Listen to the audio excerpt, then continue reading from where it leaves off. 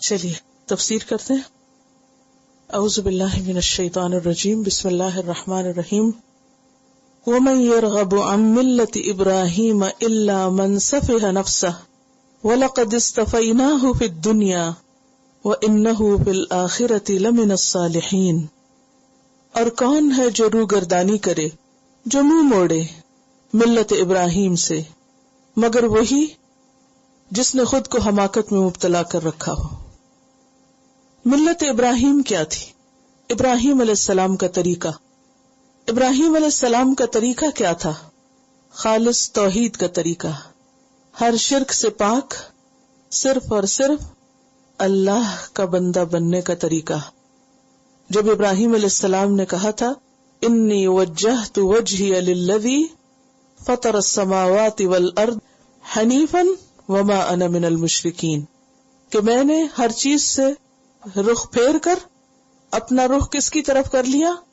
انی وجہت وجہی للذی، اس ذات کی طرف اپنا رخ کر لیا، فطر السماوات والارض، جس نے آسمانوں اور زمین کو پیدا کیا، جو آسمان و زمین کا خالق ہے.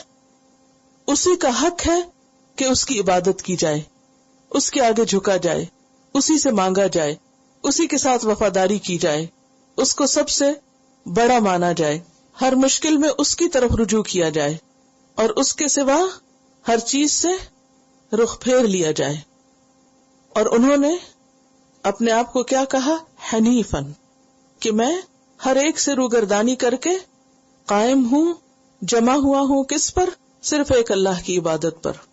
ابراہیم علیہ السلام کا طریقہ اخلاص کا طریقہ تھا، سنسیئرٹی کا طریقہ تھا، وفاداری کا طریقہ تھا. ایک اور جگہ پر آتا ہے وہ ابراہیم الذی وفا، اور ابراہیم وہ جس نے وفا کا حق ادا کر دیا، جس نے اللہ کو جب رب مانا تو پھر اس کی خلاف ورزی نہیں کی، اس کی طرف سے منہ نہیں موڑا، اسی کے ہو کر رہے.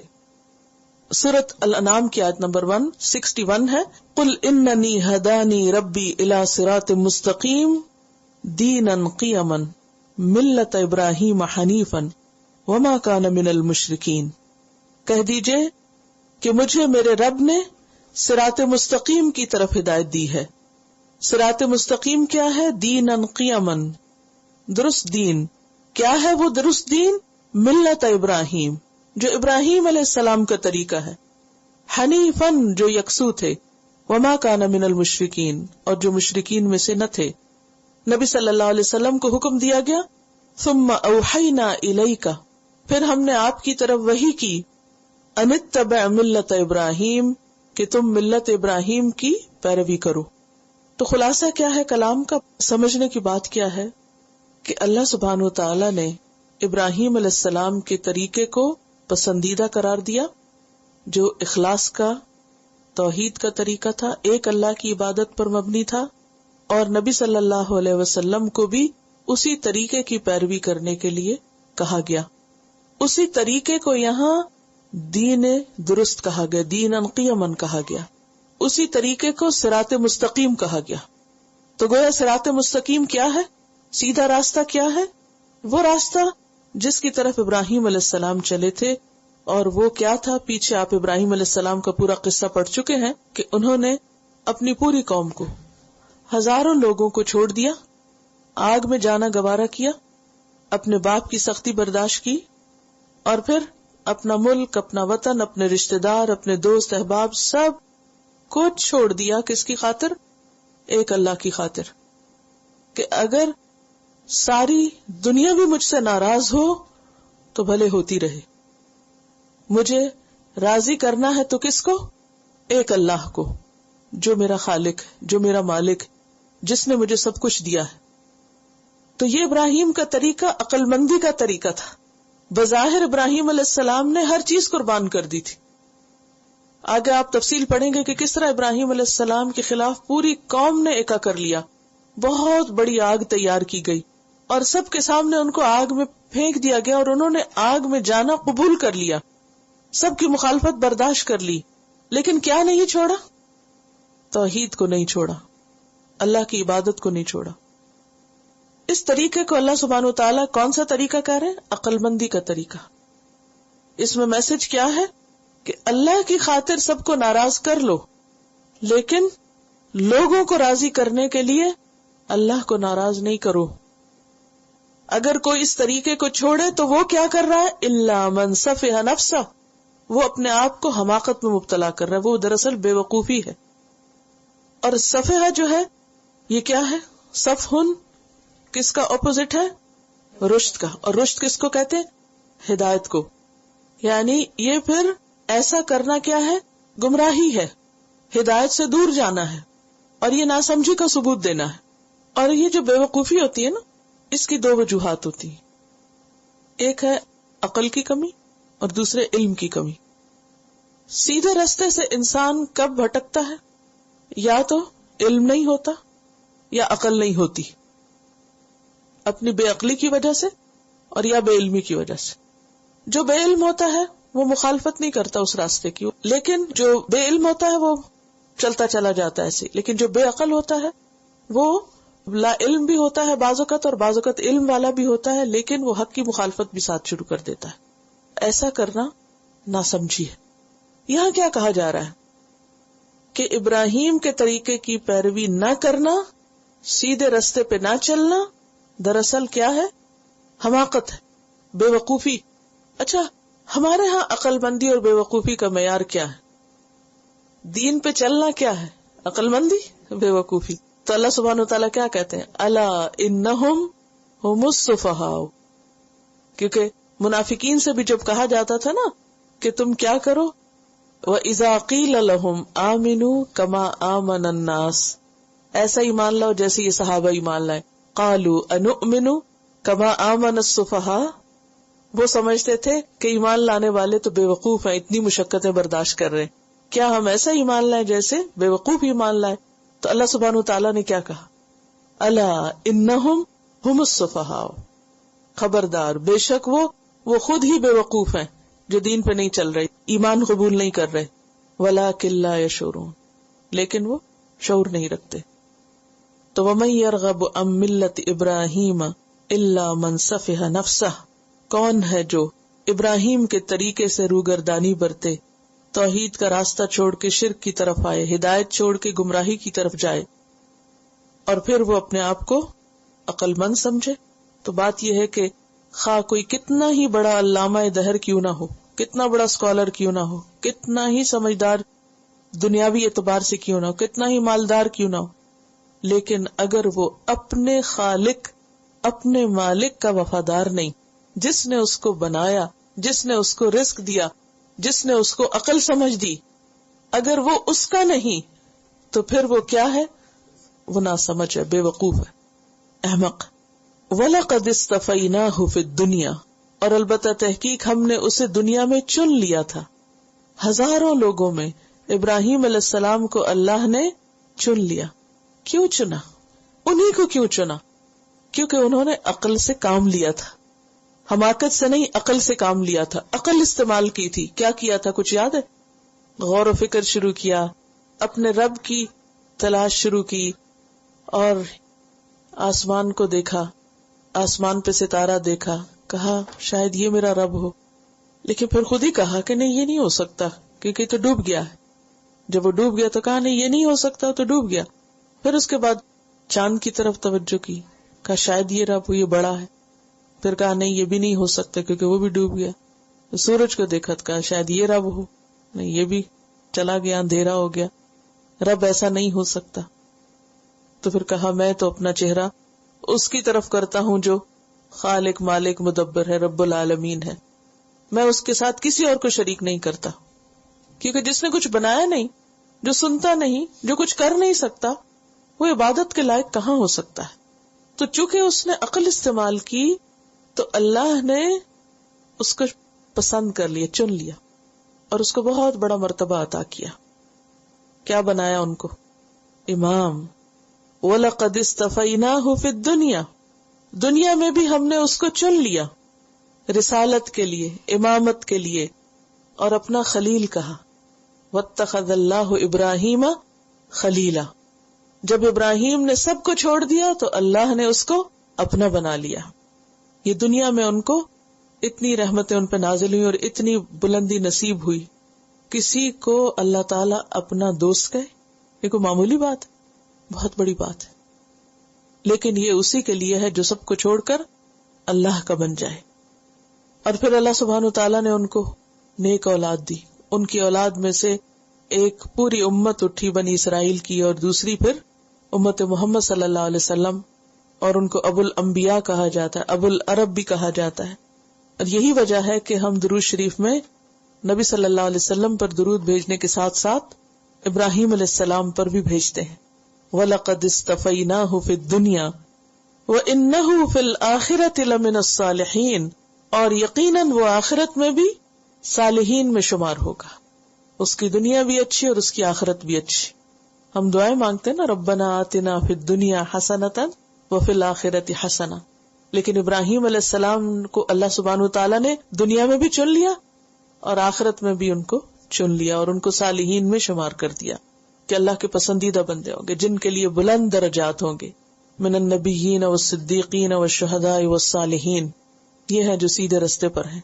اور بات یہ ہے کہ جو شخص دنیا میں نیکی میں آگے ہوگا وہ آخرت کے درجات میں بھی آگے ہوگا. آخرت دنیا ہی کا تو دوسرا حصہ ہے، جیسے آپ یہاں ہوں گے ویسے ہی وہاں آپ کو ملے گا. تو ابراہیم علیہ السلام کے طریقے اور آپ کی فضیلت بیان کر کے، دنیا اور آخرت میں آپ کا مقام بیان کر کے، اللہ سبحانہ وتعالی ہم سب کو ان کے طریقے کی پیروی کرنے کی دعوت دے رہے ہیں. اور ساتھ ہی یہ بھی بتا رہے ہیں کہ جو اس طریقے کو فالو نہیں کرے گا وہ پھر سیلف ڈسپشن کا شکار ہے، خود کو بے وقوف بنا رہا ہے، اپنے آپ کو دھوکہ دے رہا ہے، ناسمجھی کا ثبوت دے رہا ہے. ابراہیم علیہ السلام کو اللہ نے کیوں چنا؟ اذ قال له ربه اسلم قال اسلمت لرب العالمین. جب اس کو اس کے رب نے کہا اسلم، اپنا آپ میرے حوالے کر دو، مسلمان بن جاؤ، اللہ کے وفادار بن جاؤ، اللہ کے لیے خود کو خالص کر لو.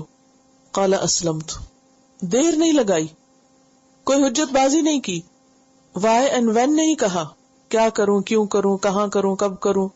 قال اسلمت، رب نے کہا میں فوراً حاضر ہوں، لبیک، اسلمت لرب العالمین، میں رب العالمین کا وفادار بن گیا، میں نے اپنا آپ اسی کے حوالے کر دیا.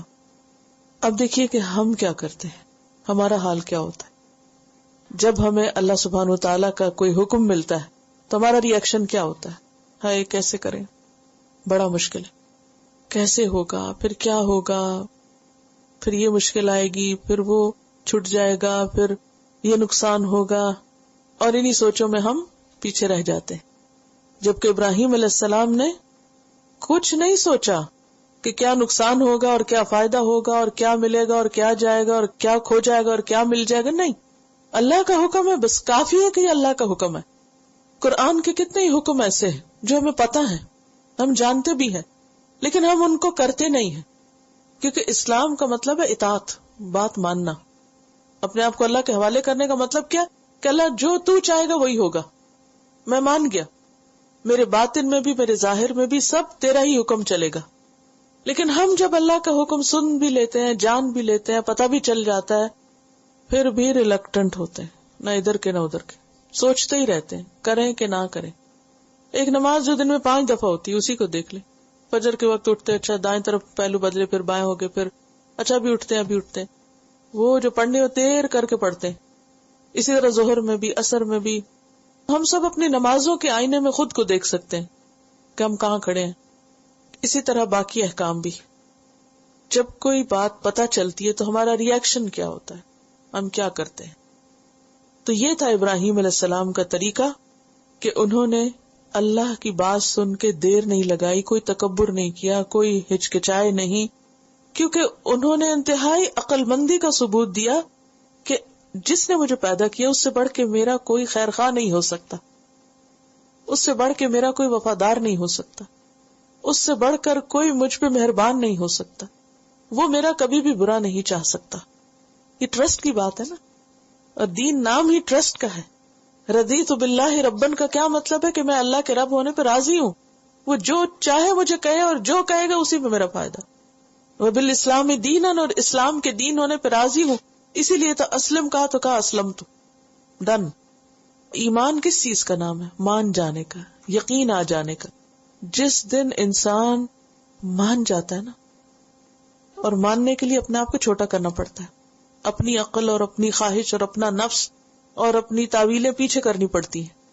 تو جس دن یہ کیفیت آ جاتی ہے نا، تو پھر انسان کو ایمان کی لذت نصیب ہوتی. پھر وہ پکار اٹھتا، رضیت باللہ ربا وبالاسلام دینا وبمحمد نبیا. میں ان کو فلی ٹرسٹ کرتا ہوں، اور جو اس میں ہے اس کو ماننے میں اپنا کوئی نقصان نہیں سمجھتا. عقل مند وہی ہوتا ہے جو ظاہری نفع نقصان سے اوپر اٹھ کے بڑے فائدے کے لیے کام کر جائے.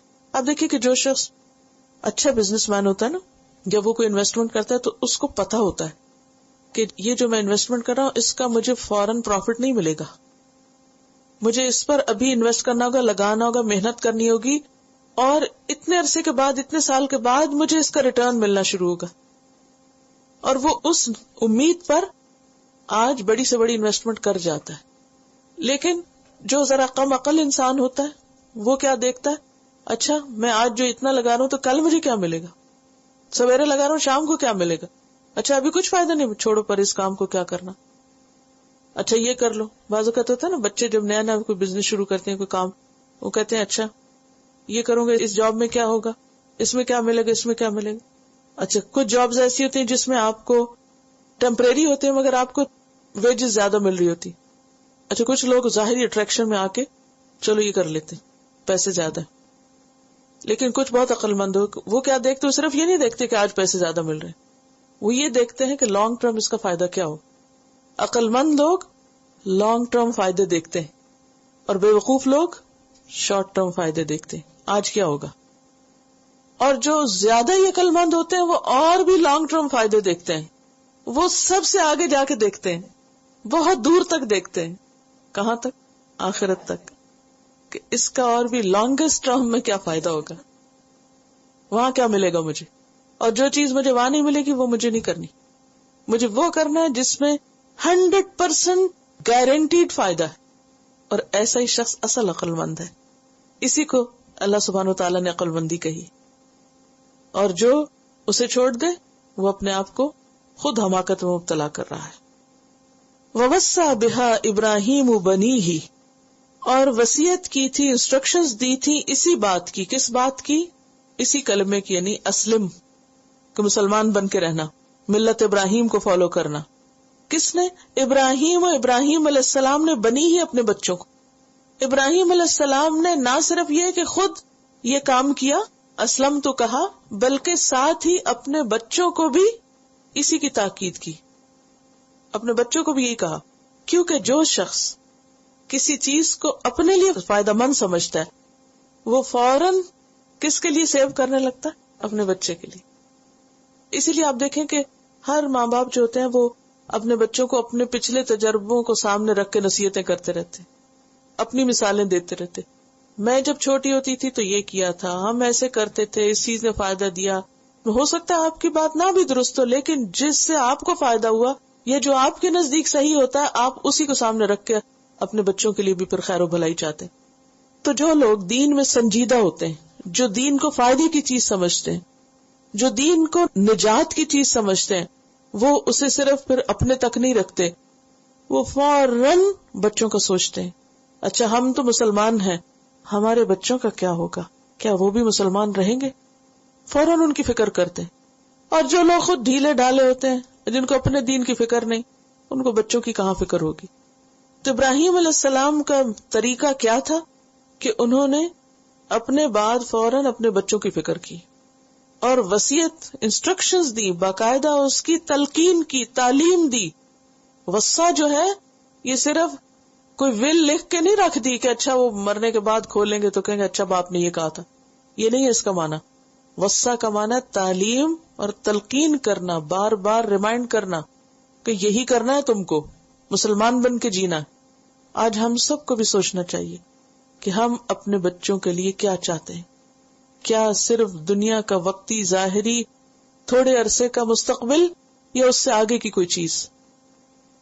اور صرف ابراہیم علیہ السلام نہیں، وہ یعقوب، اور یعقوب علیہ السلام نے بھی یہی کیا. اور یعقوب علیہ السلام جو تھے وہ ابراہیم علیہ السلام کے پوتے تھے.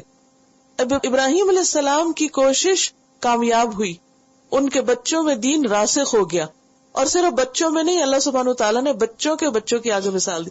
وہ یعقوب، اور یعقوب علیہ السلام نے بھی یہی کیا، انہوں نے بھی اپنے بچوں کو یہی تلقین کی. کیا کہا؟ یا بنیا، اے میرے بچوں. اب یہاں ہمیں نصیحت اور تلقین کا ایک بہت ہی خوبصورت انداز ملتا ہے. اب دیکھیں، جب دنیا کا کوئی کام ہوتا ہے تو ہم بچوں کو کیسے بلاتے ہیں؟ لاڈ کرتے ہیں ان کے، پیار سے بلاتے ہیں نا، محبت سے بات کرتے ہیں، تاکہ وہ مان جائیں، سن لیں. جس چیز کے ہم جتنے زیادہ حریص ہوتے ہیں اتنی زیادہ پیار سے ان کو وہ سمجھانے کی کوشش کرتے ہیں. لیکن افسوس یہ کہ جب دین کا معاملہ آتا ہے تو ہم کیا کرتے ہیں؟ اٹھو نماز پڑھو، ڈانٹ ڈپٹ. اور تم تو کبھی یہ کرو گے ہی نہیں، تم تو ساری زندگی قرآن ہی پڑھو گے، تمہیں تو یہ نہیں آتا، تمہیں تو اسکول بھیجنا ہو، دنیا کا کام ہو، ہر طرح کا اہتمام کریں گے کہ کسی طرح پڑھ جائیں. لیکن جب دین کی بات ہے کہ ڈانٹ ڈپٹ شروع کر دیں گے، تو ہم اپنے عمل سے ہی ان کو بگا دیتے ہیں. اگر آپ واقعی چاہتے ہیں کہ آپ کے بچوں میں دین آئے تو سب سے پہلے اپنا اخلاق درست کریں، ان کے ساتھ پیار کا معاملہ کریں. ویسے اگر نہیں بھی آپ ان کے ساتھ بہت اچھے، تو کم از کم جب اللہ رسول کی بات کرنی ہے اس وقت تو بہت ہی پیار سے بات کریں، تاکہ وہ آپ کی سخت رویے کی وجہ سے کہیں اللہ رسول کو برا بھلا نہ کہنا شروع کر دیں. تو یہ حکمت انبیاء کے طریقے سے ہمیں ملتی ہے کہ انہوں نے جب اپنے بچوں کو دین کی بات بتائی تو کس طرح بتائی؟ یا بنی، اے میرے بچوں، ان اللہ، بے شک اللہ نے، اصطفیٰ لکم، چن لیا ہے تمہارے لیے، پسند کیا ہے تمہارے لیے، الدین، دین کو. یہ نہیں کہا یہ میرا پسندیدہ ہے. بعض اوقات ہم بچوں کو جب دین کی طرف بلاتے ہیں تو کیا کہتے ہیں؟ ہمارا یہ طریقہ ہے، ہمارا یہ مذہب ہے، ہمارا یہ گروہ ہے، ہم یہ ہے، ہم وہ ہے، لہذا تم بھی یہ بنو. اس سے بھی بچے کیا ہوتے ہیں؟ پٹ آف ہوتے ہیں. کیونکہ یہاں کی سوسائٹی میں تو خاص طور پر بار بار ان کو کیا سمجھایا جاتا ہے؟ You are your self, your own being, you are nobody else.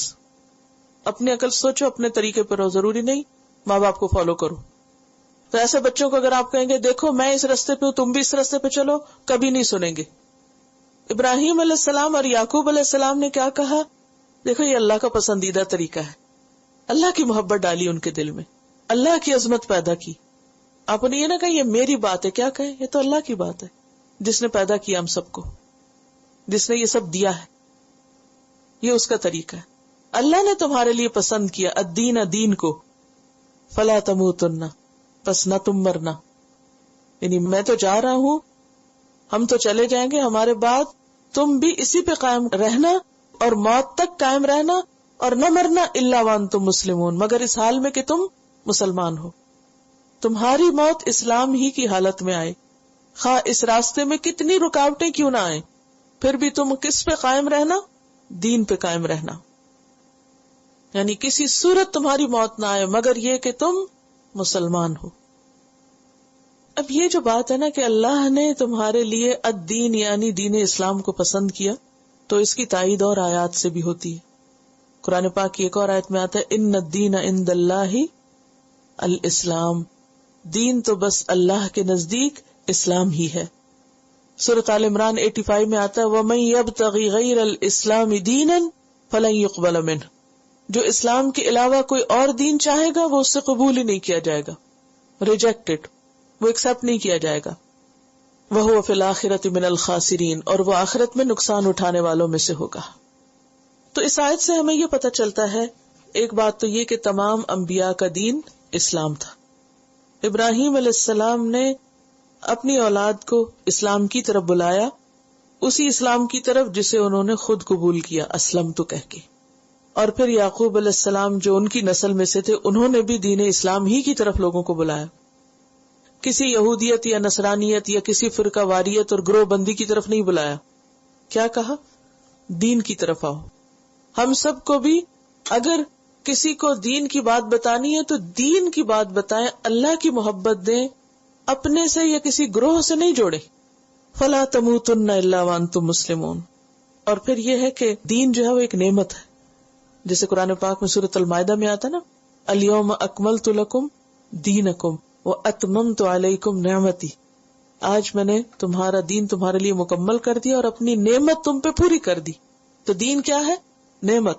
تو اللہ نے تمہارے لیے یہ نعمت پسند کی ہے, اب تم شکر ادا کرو. اور وہ شکر کیا ہے؟ فلا تموتن الا وانتم مسلمون. مرتے دم تک اسلام پہ قائم رہو, دین پر استقامت اختیار کرو. تو اس سے یہ بات بھی پتہ چلتی ہے کہ دین زندگی کے کسی خاص وقت یا کسی خاص خانے کے لیے نہیں ہے, دین ساری زندگی کے لیے, مرتے دم تک کے لیے. کیونکہ جس حال میں انسان کی موت آئے گی اسی حال میں اٹھایا جائے گا. اگر کوئی شخص ساری زندگی دیندار رہے اور آخری عمر میں جا کے اس سے ہٹ جائے تو وہ اس کا پچھلا سب ختم ہو جائے گا, ضائع ہو جائے گا. امام احمد بن حنبل کے بارے میں آتا ہے کہ جب ان کی وفات کا وقت آیا تو وہ بستر مرگ پہ تھے. تو جو موت کی بے ہوشی ہوتی ہے اس میں اگر آپ نے کسی کو مرتے ہوئے دیکھا ہو تو آپ کو معلوم ہوگا کہ آخری وقت جو ہوتا ہے مشکل وقت ہوتا ہے اور انسان کے اوپر بے ہوشی طاری ہونے لگتی ہے. عام طور پہ جو نارمل ڈیتھ ہوتی ہے اس میں کیا ہوتا ہے کہ آخری وقت میں آنکھیں بند ہو رہی ہیں, بے ہوشی طاری ہو رہی ہے, پھر تھوڑی دیر کے بعد ایک دم لگتا ہے کہ جیسے ہوش آ گئی. سکرات الموت اس کو کہتے ہیں, موت کی بے ہوشیاں. بے ہوشی ہوئی, تھوڑا افاقہ ہوا, پھر بے ہوشی ہو گئی. پھر جیسے عموماً مریضوں کو آپ نے دیکھا ہوگا کہ جب بیمار ہوتا ہے کوئی انسان, ادھر ہو گیا, اس کو اونگ آ گئی, پھر آنکھ کھل گئی, پھر ادھر. تکلیف میں انسان نہ پوری طرح سو سکتا نہ جاگ سکتا. تو بہرحال امام احمد بن حنبل جو تھے وہ بے ہوشی کے سے عالم میں تھے اور اپنی انگلی اٹھا کے کہہ رہے تھے ابھی نہیں, ابھی نہیں. تو ان کا بیٹا دیکھ رہا تھا کہ یہ کس سے بات کر رہے ہیں, کیوں کہہ رہے ہیں ابھی نہیں, ابھی نہیں. بہرحال جب وہ ہوش میں آئے تو انہوں نے کہا کہ ابا جان آپ کہہ رہے تھے کہ ابھی نہیں, ابھی نہیں, تو کس سے بات کر رہے تھے؟ تو کہنے لگے کہ میں نے اپنی اس بے ہوشی میں دیکھا کہ شیطان آ کے میرے سامنے اپنی انگلیاں کاٹ رہا تھا اور غصہ کر رہا تھا اور کہہ رہا تھا کہ تم میرے ہاتھوں سے نکل گئے, تم بچ گئے, تم بچ گئے. تو میں اس کو کہہ رہا تھا ابھی نہیں, ابھی نہیں بچا, جب تک کہ میں مر نہ جاؤں. کیونکہ شیطان تو آخری لمحے میں بھی کیا چاہتا ہے کہ کوئی نہ کوئی ایسی بات منہ سے نکلوا دے, کوئی ایسی چیز کروا دے کہ جس سے انسان کا خاتمہ خراب ہو. اسی لیے ہم سب کیا دعائیں مانگتے کہ یا اللہ ہمارا خاتمہ اچھا کرنا, خاتمہ ایمان پہ, یہ کہتے ہیں نا. اور یہ دعا مانگنی بھی چاہیے کہ اللہ خاتمہ ایمان پہ ہو. فلا تموتن الا وانتم مسلمون. کیونکہ شیطان تو آخری دم تک بھٹکاتا ہے انسان کو, اور کبھی بھی انسان کو اپنے ایمان اسلام پہ فخر نہیں ہونا چاہیے, نہ بھولنا چاہیے کہ میں تو بہت نیک ہو گیا. کوئی پتہ نہیں کس وقت کیا بات منہ سے نکلے یا کوئی کام ایسا ہو. اللہ تعالیٰ ہم سب کو محفوظ رکھے. اور ہم سب کو, یہ صرف ان کے لیے نہیں, ہم سب کے لیے بھی یہی ہے کہ فلا تموتن الا وانتم مسلمون. لیکن انسان کا جو فیوچر ہے وہ اس کے حال کی پیداوار ہوتا ہے. جو ہم آج کر رہے ہیں نا وہ کل بھی پھر انسان کا اسی پہ بلڈ ہوتا ہے. جیسے ایک عمارت بنتی ہے نا, تو اگر نیچے سے ٹیڑھی ہو تو کیا ہوتا ہے, اوپر ٹیڑھی ہوتی جائے گی. اور اگر ایک ایک اینٹ سیدھی رکھتے جائیں تو کیا ہوگا, آخر تک سیدھی جاتی جاتی سیدھی ہوگی.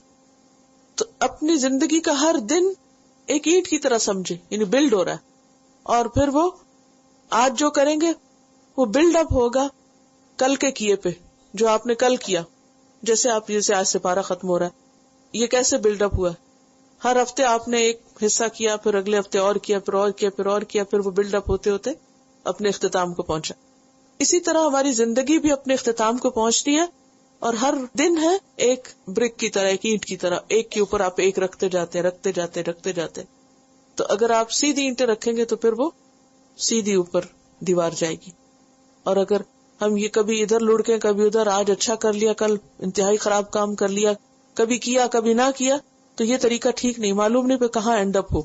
تو اسٹریٹ رہے تاکہ یعنی لینز اپنی چینج نہ کریں, سیدھے چلتے جائیں تاکہ اینڈ بھی پھر صحیح جگہ پر جا کر ہو.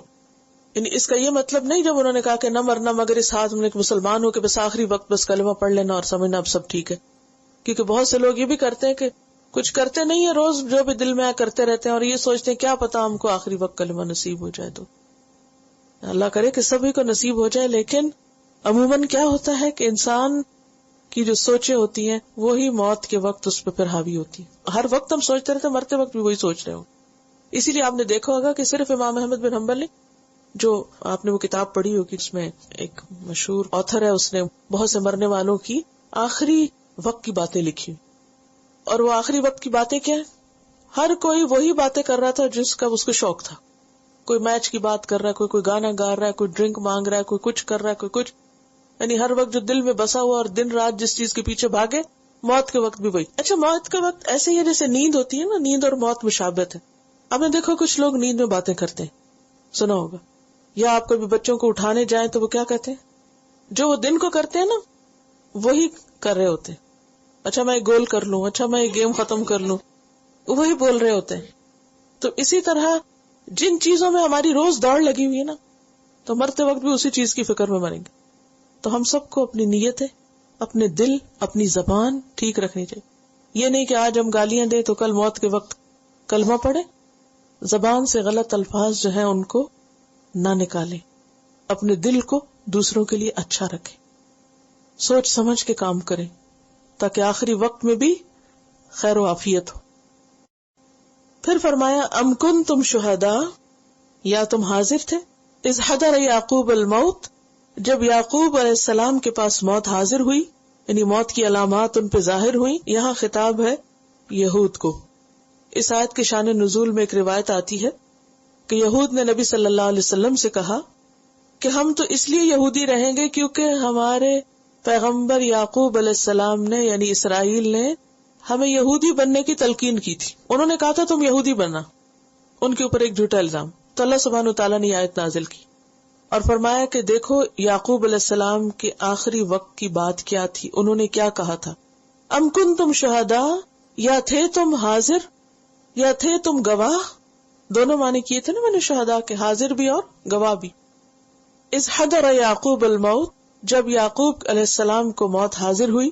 اذ قال لبنیہ، جب انہوں نے اپنے بچوں سے کہا تھا، ما تعبدون من بعدی، میرے بعد تم کس کی عبادت کرو گے.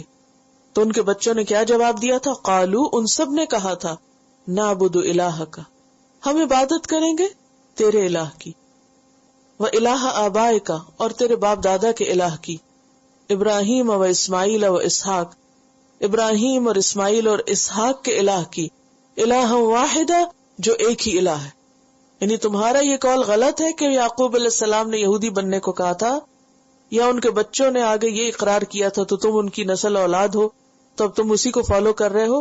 نہیں، انہوں نے تو کہا تھا وَنَحْنُ لَهُ مُسْلِمُونَ، ہم تو اسی کے مسلمان ہیں، فرما بردار ہیں، ہم تو صرف مسلمان ہیں.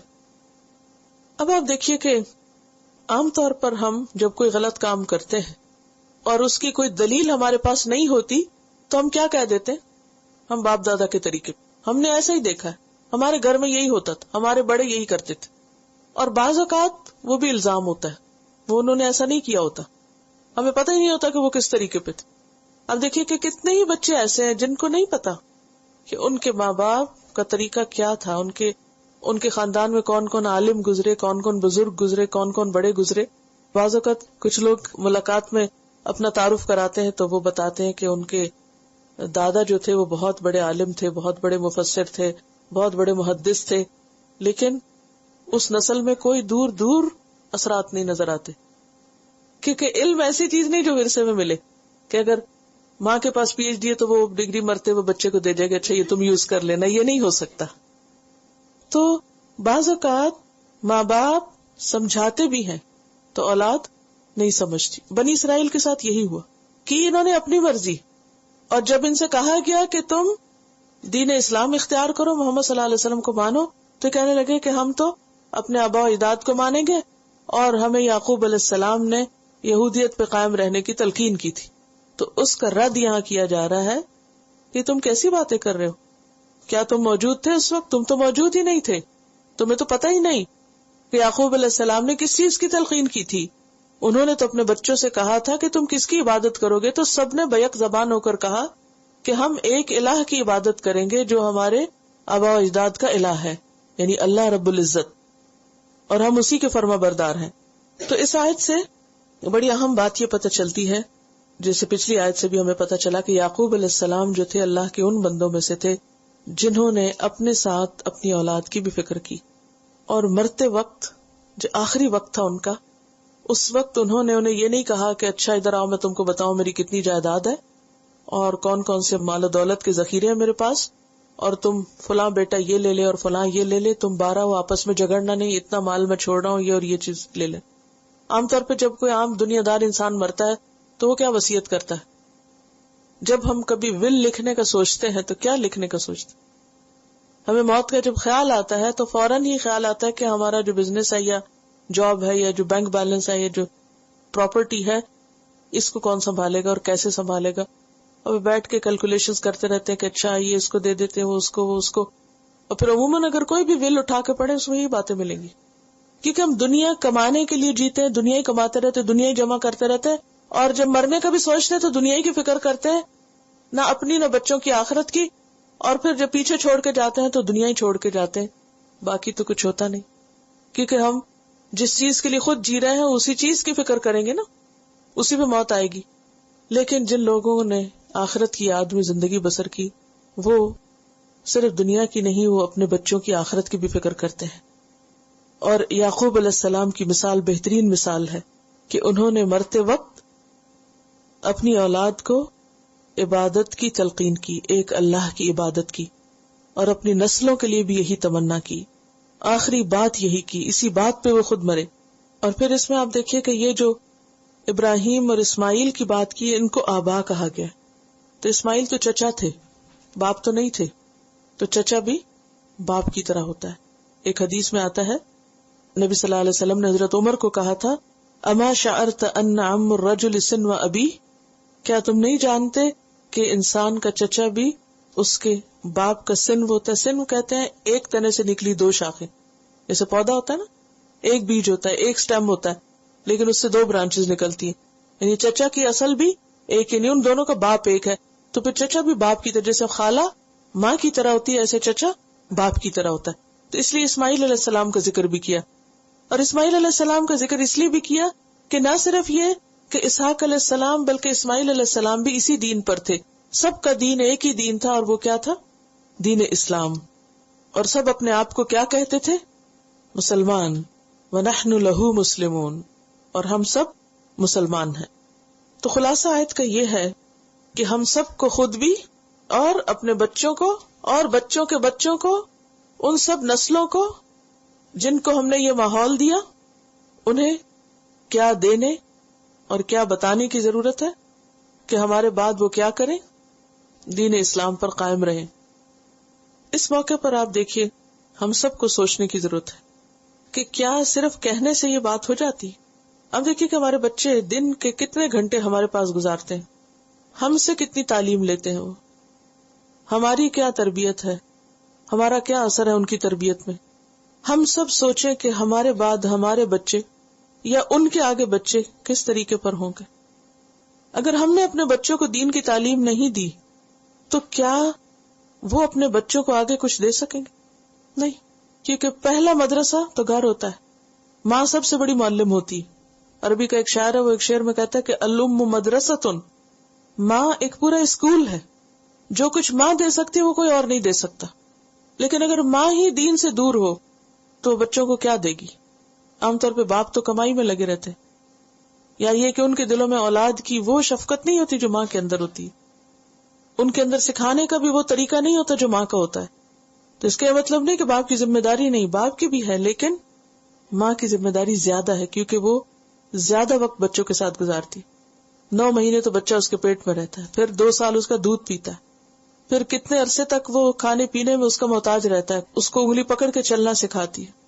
تو ان سارے طریقوں میں دین کا طریقہ ڈالنا اور ان کے اسلام کی فکر کرنا یہ ہر ماں کی ذمہ داری، ہر مسلمان ماں اور باپ کی ذمہ داری. اور ہم سب کو اپنی ذمہ داری کے بارے میں سوچنا چاہیے. ہم سب کو صرف خود ہی اسلم تو کہنا کافی نہیں، اسلم تو کہنے کے ساتھ ساتھ اپنے بچوں کے اسلام کی فکر کرنی ہے. ہم میں سے ہر ایک سوچے وہ اپنے بچوں کو کس حال میں چھوڑ کے جا رہا ہے دنیا سے. آج اگر ہماری موت آئے تو ہمارے بچے اپنی موت تک کس دین پر رہیں گے؟ ان کو ہم نے ایک اگر بہتر دنیا دی تو ان کی آخرت کی فکر کرنا بھی ہماری ذمہ داری ہے. اور اگر ان کو دین میں کوئی انٹرسٹ نہیں تو اس کی فکر کرنا بھی ہمارا فرض بنتا ہے. لیکن افسوس یہ کہ مسلمان کمیونٹی اتنی بکھری ہوئی ہے کہ اکٹھے ہو کر ایک کاز اور ایک مشن کے لیے کام کرنا سیکھا ہی نہیں ہم نے. جب آپ ایک مسلم معاشرے کے اندر ہوتے ہیں تو آپ کے بہن بھائی، آپ کے اور رشتے دار، اگر اللہ ان کو بھی ہدایت دیے ہوئے ہو تو وہ ایک بڑی سپورٹ ہوتے ہیں اور بچے دیکھ کے بہت کچھ سیکھ جاتے ہیں. لیکن اگر صرف وہ آپ ہی کو دیکھ رہے ہیں اور باقی سب دوسری چیزیں دیکھ رہے ہیں تو پھر صرف یہ سوچنا کہ وہ خود بخود ہی کوئی دین کہیں سے سیکھ لیں گے یا ان کو کہیں سے مل جائے گا تو وہ نہیں ہوگا. اس کے لیے آپ کو کوشش کرنی ہو، اور اس کوشش کا ایک حصہ ہے کہ ایسی جگہیں جہاں پر سیکھنے اور سکھانے کا کام ہو اس میں ہمارا ڈائریکٹلی اور انڈائریکٹلی تعاون شامل ہو. ہم خود آگے بڑھیں، سپورٹ کریں. اگر ہمیں کچھ آتا ہے تو ہم صرف اپنے نہیں، اوروں کے بچوں کو بھی ساتھ پڑھائیں، ان کو سکھائیں. ہم صرف خود یہاں نہ آئیں، اوروں کو بھی لے کر آئیں. اور یہاں آنے سے مراد صرف اسی جگہ اس بلڈنگ میں نہیں، جہاں بھی قریب جس کے بھی جو کوئی بھی دین کی بات ہو رہی ہو، لوگوں کو اس کی طرف متوجہ کریں. کیونکہ دین جاننے کا نام ہے. کوئی بھی کام سیکھے بغیر نہیں آتا. دین صرف بائی برتھ نہیں انسان کو ملتا، اس کے لیے بھی انسان کو شعوری کوشش کرنی پڑتی ہے. تو ہم سب دعا بھی کریں اور کوشش بھی کریں اپنے بچوں کے اسلام کی، ان کی عاقبت کی، ان کی آخرت کی. پھر فرمایا تلک امت قد خلت، یہ ایک جماعت تھی، ایک گروپ تھا، چلا گیا، گزر گیا. کون سا گروپ؟ ابراہیم، اسماعیل، اسحاق، یعقوب علیہ السلام کا. وہ تو چلے گئے اپنا کام کر کے، اپنا مشن مکمل کر کے. لہا ما کسبت، ان کے لیے ہے جو انہوں نے کمائی کی، جو کوششیں کی. اس کا اجر کس کو ملے گا؟ انہی کو ملے گا، ہمیں نہیں ملے گا. وَلَكُمْ، اور تمہارے لیے کیا ہے؟ ما کسبتم، جو تم نے کوشش کی. تو اس لیے کیا شرط ہے، کیا ضروری ہے؟ کوشش. وَلَا تُسْأَلُونَ، اور تم نہ پوچھے جاؤ گے، عَمَّا كَانُوا يَعْمَلُونَ، ان چیزوں کے بارے میں جو وہ کرتے تھے. ان کے اعمال کا حساب تم سے نہیں لیا جائے گا.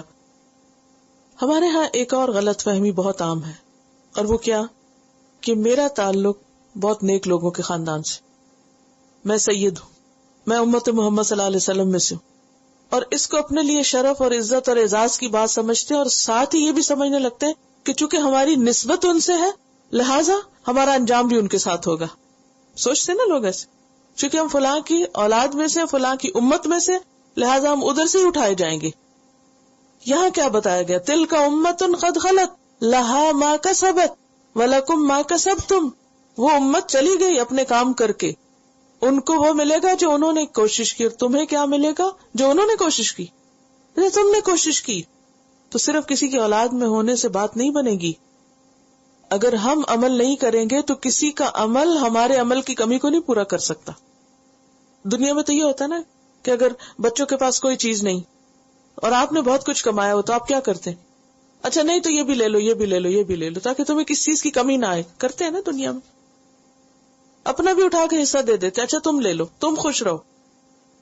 لیکن آخرت کے معاملے میں یہ نہیں ہو سکتا کہ اگر بچوں نے نماز نہیں پڑھی تو ہم کہیں اچھا میری نماز ہے تم لے لو. یہ نہیں ہوگا. اول تو کوئی کرے گی نہیں ماں، اور اگر کرنا بھی چاہے تو ہو نہیں سکتا، قبول ہی نہیں کیا جائے گا. وَلَا تَزِرُ وَازِرَةٌ وِزْرَ أُخْرَى، کوئی کسی کا بوجھ نہیں اٹھائے گا. دنیا میں تو ہوتا ہے نا، بچوں کے امتحان ہوتا ہے، ان کے اوپر بہت بوجھ ہوتا ہے، مائیں منہ میں نوالے ڈال رہی ہوتی ہیں، اچھا یہ کھا لو، وہ کر لو، وہ کر لو. آخرت میں کوئی کسی کو نہ کچھ دے گا اور نہ ہی کوئی بوجھ بانٹے گا، نہ کوئی کسی کے کام آئے گا. تو یہ صرف ایک ڈسپشن ہے کہ اگر کوئی یہ سمجھے کہ مجھے کسی کی نیکی فائدہ دے گی، کسی کی نہیں دے گی. حدیث میں آتا ہے، صحیح حدیث ہے بخاری کی، کہ جب انسان مرتا ہے تو 3 چیزیں اس کے ساتھ جاتی ہیں، اس کے گھر والے، اس کا مال اور اس کا عمل. 2 واپس آ جاتی ہیں، ایک وہیں رہ جاتی. مال اور اہل واپس، اور عمل ہی. یعنی مثلا آپ کی بہت اچھی گاڑی ہے اور آپ کی گاڑی پہ آپ کے سارے رشتے دار بیٹھ کر قبرستان تک گئے تو گاڑی وہاں نہیں چھوڑ کے آئیں گے، گاڑی لے آئیں گے واپس، اور خود بھی سارے واپس آ جائیں گے. وہاں کون ساتھ رہے گا؟ عمل. وَلَكُمْ مَا كَسَبْتُمْ. تو اصل چیز کیا ہے؟ کوشش، محنت. ہمیں کوشش کرنا ہے، اٹموسٹ اسٹرگل کرنا ہے. صرف تمنا اور خواہش کرنے سے کچھ نہیں ہوتا. بعض اوقات ہم یہ بھی سوچتے ہیں کہ اچھا ہمارے بچے ہمارے لیے صدقہ جاریہ بن جائیں گے. وہ اس وقت بنیں گے جب آپ نے اس کے لیے کوئی کوشش کی، اور اگر وہ خود سے خود ہی بےچارے کہیں لڑک بڑک کے کچھ بن گئے تو وہ پھر خود ہی اپنے حصے میں رکھیں گے، آپ کے لیے کچھ نہیں. کیونکہ اصل چیز کیا وہ الیس للانسان الا ما سعی، انسان کو وہی ملتا ہے جس کی وہ کوشش کرتا ہے. اگر بچوں کی اچھی تعلیم و تربیت میں آپ نے کوشش کی تو پھر انہوں نے جو کیا وہ آپ کے لیے ثواب ہوگا. لیکن اگر آپ نے کوئی توجہ نہیں دی، نہ کوئی اس پہ مال خرچ کیا، نہ کوئی وقت لگایا، نہ کوئی تکلیف اٹھائی، نہ کوئی دعا کی، اور ان کو کسی اور سے ہدایت مل گئی اور آپ کو اس سے کوئی کنسرن نہیں، تو وہ اسی کے کھاتے میں جائے گی، آپ کے حصے میں کچھ نہیں. اور اسی طرح بچوں سے نہیں پوچھا جائے گا کہ اس کے باپ نے کیا کیا غلط کام کیے. وَلَا تُسْأَلُونَ عَمَّا كَانُوا يَعْمَلُونَ. تو اس آیت سے جو سبق ملتا ہے وہ کس چیز کا ہے؟ کوشش کا، محنت کا، کہ کچھ کرو. وَقَالُوا كُونُوا هُودًا أَوْ نَصَارَىٰ. یہود و نصارہ نے کیا کہا؟ یہود نے کہا یہودی بن جاؤ، نصارہ نے کہا عیسائی بن جاؤ. تہتدوا، تو تم ہدایت پا جاؤ گے. قل بل ملت ابراہیم حنیفہ، کہہ دیجئے بلکہ ملت طریقہ ابراہیم کا، حنیفہ جو یکسو تھے، حنیف تھے. وما کان من المشرکین، اور وہ مشرکین میں سے نہ تھے. بات یہ ہے کہ ہر انسان خود کو صحیح سمجھتا ہے، خواہ وہ کتنے گمراہ کیوں نہ ہو. اچھا، بعض لوگوں نے ایک اور فلسفہ بھی بنایا ہوا ہے، سارے ادیان ٹھیک ہے، ہر دین ٹھیک ہے، جو جس دین پر بھی ہو وہ سچا ہے، بس صحیح ہے، سب صحیح ہے. یہاں اللہ سبحانہ وتعالیٰ کیا فرماتے ہیں؟ قل بل ملت ابراہیم حنیفہ، بس ابراہیم کا طریقہ درست ہے، باقی نہیں. اور فرقہ واریت کی طرف دعوت دینا ہر دور کا مسئلہ رہا ہے. ہمارے گروپ میں شامل ہو جاؤ، یہ بن جاؤ، وہ بن جاؤ. تو بات کیا ہے؟ نہیں، ملت ابراہیم، ابراہیم کا طریقہ، توحید کا طریقہ. وما کان من المشرکین، پھر تاکید کے لیے دوبارہ کہا کہ وہ مشرک نہ تھے. کسی بات کو جب زیادہ بہتر طور پہ واضح کرنا ہو تو اس کو دو طرح سے کرتے، پہلے پازیٹیولی، پھر اس کا اپوزٹ بتا کے. پچھلی دفعہ بھی یہ بات کی تھی میں نے. پہلے بتایا کہ وہ صحیح طریقے پر تھے، توحید کے طریقے پہ تھے، پھر کیا کہا؟ وہ مشرک نہ تھے. اس آیت سے ایک بات یہ بھی پتہ چلتی ہے، اگرچہ ہر کوئی اپنے آپ کو سچا سمجھتا ہے اور ہر دور میں لوگ اپنے طریقے کی طرف لوگوں کو بلاتے ہیں، لیکن اس کے ساتھ ساتھ صحیح طریقہ بھی ہر وقت ہر جگہ موجود رہتا ہے، خواہ وہ لوگوں کو نظر نہ آئے. ہم اگر کسی کو یہ کہیں کہ یہ نہ کرو تو ساتھ کیا بتانا چاہیے؟ یہ کرو. جب وہ بلاتے تھے یہودیت اور عیسائیت کی طرف تو اللہ سبحانہ تعالیٰ نے کیا کہا کہ نہیں، اصل آپشن یہ ہے، ملت ابراہیم، یہ ہے کرنے کا کام. اور پھر یہ ہے کہ ابراہیم کا طریقہ کیوں اچھا تھا اور ابراہیم ہی کی پیروی کیوں کرو؟ کیونکہ اللہ نے ان کو امام بنایا تھا، اور امام کس لیے بنایا جاتا ہے؟ تاکہ اس کی پیروی کی جائے. ابراہیم کی کیوں پیروی کرو؟ کیونکہ وہ یکسو تھے، مرتے دم تک اس طریقے پہ قائم رہے. جو زندہ ہوتے ہیں نا، ان کا نہیں پتا ہوتا کب بھٹک جائیں، لیکن جو ایمان پہ فوت ہو جاتے ہیں ان کی پیروی کرنا اور ان کے طریقے کو فالو کرنا جو درست ہے وہ درست ہے. پھر کیوں ابراہیم کے طریقے کی پیروی کرو؟ کیونکہ وہ مشرک نہ تھے. تو خلاصہ کیا ہے آیت کا؟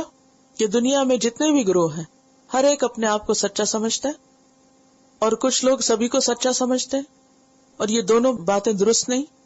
دنیا میں ایک ہی راستہ درست ہے، اور وہ راستہ ابراہیم علیہ السلام کا راستہ اور طریقہ ہے. اور ابراہیم علیہ السلام کا طریقہ کیا تھا؟ کہ انہوں نے شرک نہیں کیا، جبکہ باقی سب کے ہاں کسی نہ کسی شکل میں، حتیٰ کہ یہودیت اور نصرانیت میں بھی شرک کا عنصر پایا جاتا ہے. سورۃ الانعام میں اللہ سبحانہ وتعالیٰ کلیئرلی فرماتے ہیں وَأَنَّ هَذَا صِرَاطِي مُسْتَقِيمًا فَاتَّبِعُوهُ وَلَا تَتَّبِعُوا السُّبُلَ فَتَفَرَّقَ بِكُمْ عَنْ سَبِيلِهِ، اور یہ میرا راستہ سیدھا راستہ ہے، اسی کی پیروی کرو اور راستوں کی پیروی نہ کرو، ورنہ تم کو وہ اصل راستے سے جدا کر دیں گے، دور کر دیں گے. قولوا، وہ راستہ کیا ہے جس پہ چلنا ہے؟ اس کے لیے تم سب کہو. نبی صلی اللہ علیہ وسلم کو کہا گیا کہ آپ ان کو کہو قولوا، سب بولو. قولوا کا کیا مطلب؟ اپنی زبان سے بولو. کیا؟ آمنا باللہ، ہم ایمان لائے اللہ پر. وما انزل الینا، اور اس پر جو ہماری طرف نازل کیا گیا. کیا؟ قرآن اور سنت، حکمت. وانزل اللہ علیک الکتاب والحکمہ، اللہ نے آپ پر کتاب اور حکمت دونوں نازل کی ہیں.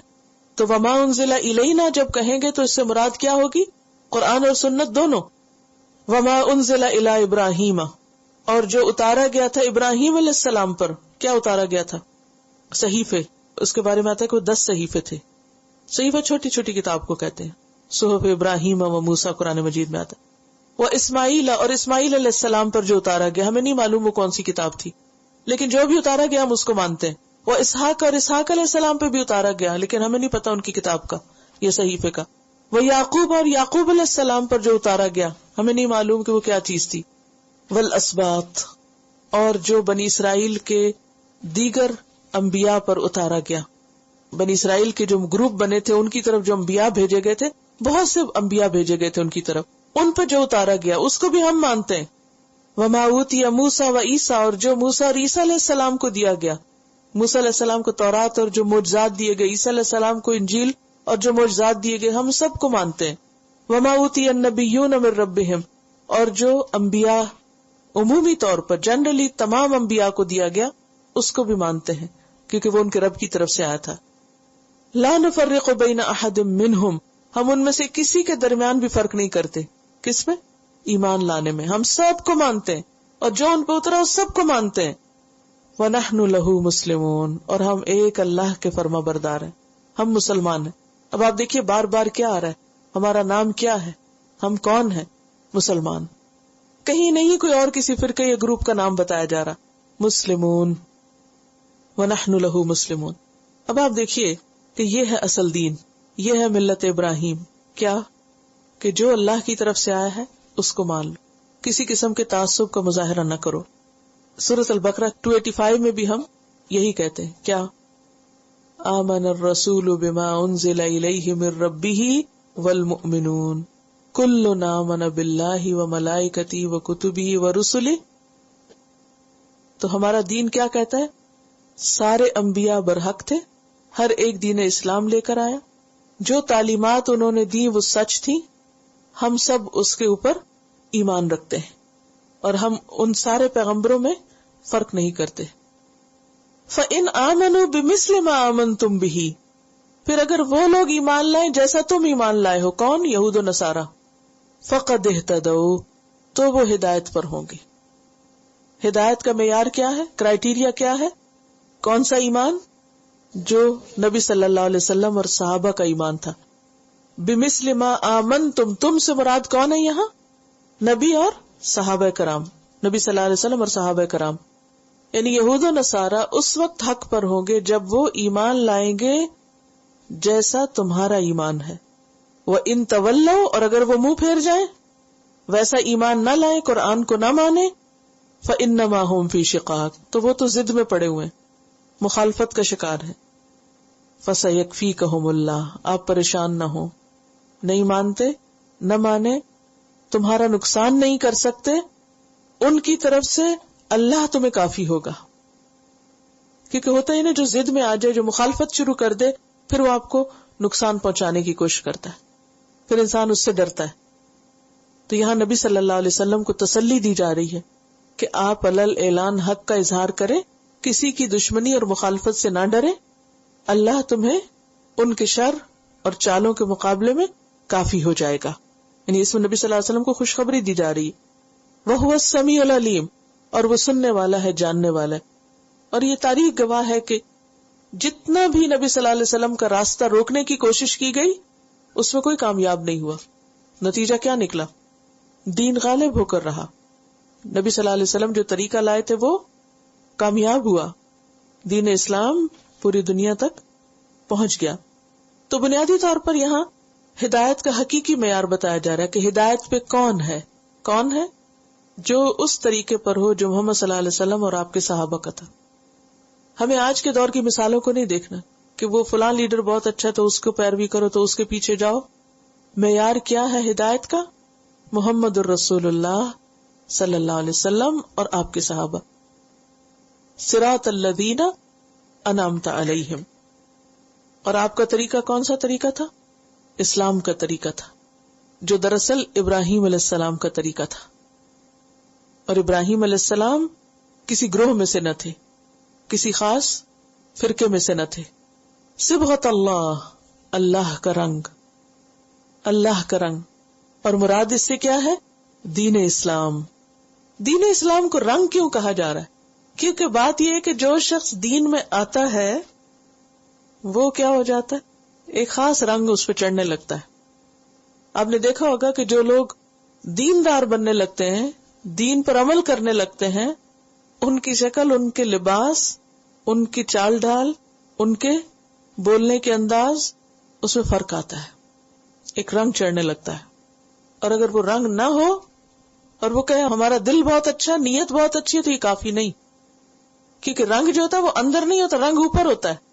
تو دین کا ظاہری حصہ بھی ضروری ہے اور دین کا اندر کا حصہ بھی ضروری ہے. اندر والا تو اخلاص ہے نا جو پیچھے گزر چکا، اور ظاہر کا طریقے، طور طریقے بھی دین کے ہونے چاہیے. یہ نہیں کہ کوئی آپ کو دیکھے تو پہچانے ہی نہ کہ آپ مسلمان ہیں کہ کون ہے. ہمارا حال حلیہ ایسا نہیں ہونا چاہیے. بہت سے لوگ اپنی اسلامک آئیڈینٹی کو چھپاتے ہیں کہ کسی کو نہ پتا چلے میں مسلمان ہوں. ایسا نہیں کرنا چاہیے. صبغۃ اللہ، اللہ کا رنگ. ومن احسن من اللہ صبغہ، اور اللہ کے رنگ سے اچھا کس کا رنگ ہے؟ جو طریقے اللہ نے بتائے ان سے اچھے کون سے طریقے ہیں؟ اللہ کی طرف سے آئی ہوئی ہر چیز اچھی ہے، مکمل ہے، درست ہے، بہترین ہے. اور یہاں پر سوال کیا جا رہا ہے، اور سوال کرنے کا کیا مطلب ہے؟ عقل کو پرووک کیا جا رہا ہے. عقل استعمال کرو، سوچو تو صحیح، غور تو کرو کہ بہتر کیا ہے، وہ جو بندوں نے بنایا یا وہ جو اللہ نے بنایا. ہم بھی سوچے نا، ایک وہ لائف اسٹائل ہے، چلنے پھرنے، اڑنے اٹھنے بیٹھنے کا وہ طریقہ جو لوگوں نے ایجاد کیا ہے. وہ ایٹیکیٹس اور مینرز کہاں سے آئے ہیں؟ لوگوں کی طرف سے. ایک وہ ہے، اور ایک وہ ہے جو محمد رسول اللہ نے سکھائے ہیں. تو بہتر کون ہے؟ لیکن ہمیں کون سا بہتر لگتا ہے؟ ہم کس سے متاثر ہیں؟ ہم کس کے شیدائی ہیں، کس کے دیوانے ہیں؟ صبغۃ اللہ، اللہ کا رنگ. پیچھے رنگ کے لیے آپ ایک اور لفظ بھی پڑھ چکے ہیں، وہ کیا تھا؟ لون. اور یہ ہے صبغہ. دونوں میں ڈفرنس ہے. لون ہوتا ہے قدرتی رنگ، نیچرل کلر. جیسے گائے کا رنگ ہم نہیں رنگتے، کئی لوگ ویسے مہندی وہندی لگا دیتے ہیں لیکن وہ ٹیمپرری ہوتا ہے. اسی طرح جیسے پھولوں کا نیچرل فلاورز کا رنگ ہے. تو یہ سارے رنگ کیا ہوتے ہیں؟ لون، جو قدرت نے ان کو رنگ دیا جس رنگ میں. لیکن صبغہ وہ رنگ ہوتا ہے جو خود چڑھایا جاتا ہے، جو آپ خود کلر کرتے ہیں، جو ڈائی کرتے ہیں. تو دونوں میں فرق ہے نا. تو صبغۃ اللہ، اللہ کا رنگ. تو یہ کون سا رنگ ہوگا؟ جو آپ کو چڑھا چڑھایا نہیں ملے گا.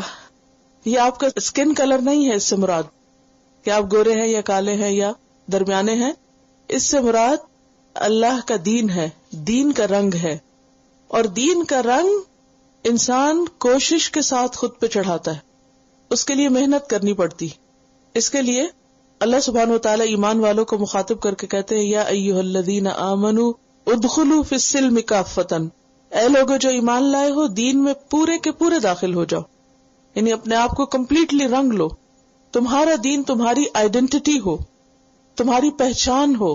آپ نے دیکھا ہوگا کہ جب آپ کسی کپڑے کو رنگ لیتے ہیں تو بعض اوقات اس کا پورا ٹیکسچر بھی بدلا ہوا نظر آتا ہے، اس کے بالکل اس کی شکل ہی جیسے بدل جاتی.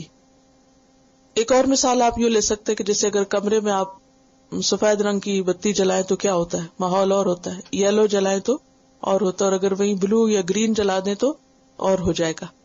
تو اسی طرح دین کا رنگ جب انسان پہ چڑھتا ہے تو وہ صرف ظاہری کچھ ریچولز کے نظر آنے کا نام نہیں ہے، وہ پوری پرسنالٹی کے تبدیل ہونے کا نام ہے، پوری شخصیت کا بدلنا ہے، جس میں انسان کے اٹھنے بیٹھنے، بات کرنے، چلنے پھرنے، کھانے پینے، سونے جاگنے، کام کاج، لوگوں کے ساتھ معاملہ کرنے، بول چال کا انداز، عبادت کے طور طریقے، اس کا لباس، اس کا لینا اور دینا، ہر چیز میں تبدیلی آتی. اور آپ دیکھ کے پہچان سکتے ہیں کہ اس شخص پر دین کا رنگ ہے یا نہیں. اور یہ صرف دین پڑھنے سے بھی نہیں چڑھ جاتا کہ اگر کوئی یہ سمجھے کہ ہاں مجھے بہت کچھ معلوم ہے اور وہ ہر موقع بے موقع آیات کوٹ کرتا رہے بیٹھ کے. کچھ لوگوں کی عادت ہوتی ہے نا کہ ان کو آیتیں حفظ ہوتی ہیں، یاد ہوتی ہیں، حدیثیں یاد ہوتی ہیں، پھر وہ جہاں موقع آتا ہے وہاں پر کوٹیشنز تو فوراً دے دیتے ہیں، بلکہ قرآن مجید کے احکامات کو بطور کوٹیشن کے لے لیتے ہیں، لیکن وہ کیا کہتی ہیں، اس کا کیا مطلب ہے، اس کے مطابق کرنا کیا چاہیے، اس کی طرف ان کی توجہ نہیں ہوتی. تو یہاں پر اللہ سبحانہ وتعالی ہم سب سے مخاطب ہیں اور ہم سب سے یہ چاہتے ہیں کہ ہم اپنے اوپر دین کا رنگ چڑھائیں، جس کو اللہ نے اپنا رنگ کہا ہے، صبغۃ اللہ. ویسے بھی آپ نے دیکھا ہوگا کہ بعض مذاہب کے اندر جب کوئی شخص کنورٹ ہوتا ہے، یعنی اس مذہب کو اختیار کرتا ہے، تو وہ اس کو باقاعدہ رنگتے ہیں، یعنی ایک رنگ میں اس کو نہلاتے ہیں، جس کو بیپٹائز کرنا کہتے ہیں. یا بچہ جب پیدا ہوتا ہے تو خاص قسم کا اس کو غسل دیا جاتا ہے، جس کا معنی ہوتا ہے کہ وہ بچہ اب اس خاص دین میں داخل ہو گیا. تو بپتسمہ کی رسم یہود کے ہاں بھی تھی، عیسائیوں کے ہاں بھی ہے، اور اسی طرح بعض اور ادیان کے بھی اپنے اپنے رنگ ہیں. یعنی بعض رنگوں سے بعض دین پہچانے جاتے ہیں، ان کے ریلیجس کلرز ہوتے ہیں، تو ان کلرز کو دیکھتے ہی آپ کہتے ہیں کہ ہاں یہ فلاں ریلیجن کا نشان ہے. تو اسلام کے لیے کوئی خاص یلو یا ریڈ یا گرین کلر مراد یہاں نہیں ہے کہ اس رنگ کے آپ کپڑے پہنو یا اس رنگ کے اپنے کارپٹ بچھاؤ یا کوئی خاص رنگ اختیار کر لو تو وہ رنگ تمہارا جو ہے وہ ایک دین کا سمبل بن جائے گا. یہ نہیں. جیسے ہمارے ہاں لوگوں نے بعض اوقات کالا اور بعض نے گرین کیا بنا رکھا ہے، ریلیجس کلر بنا رکھا ہے.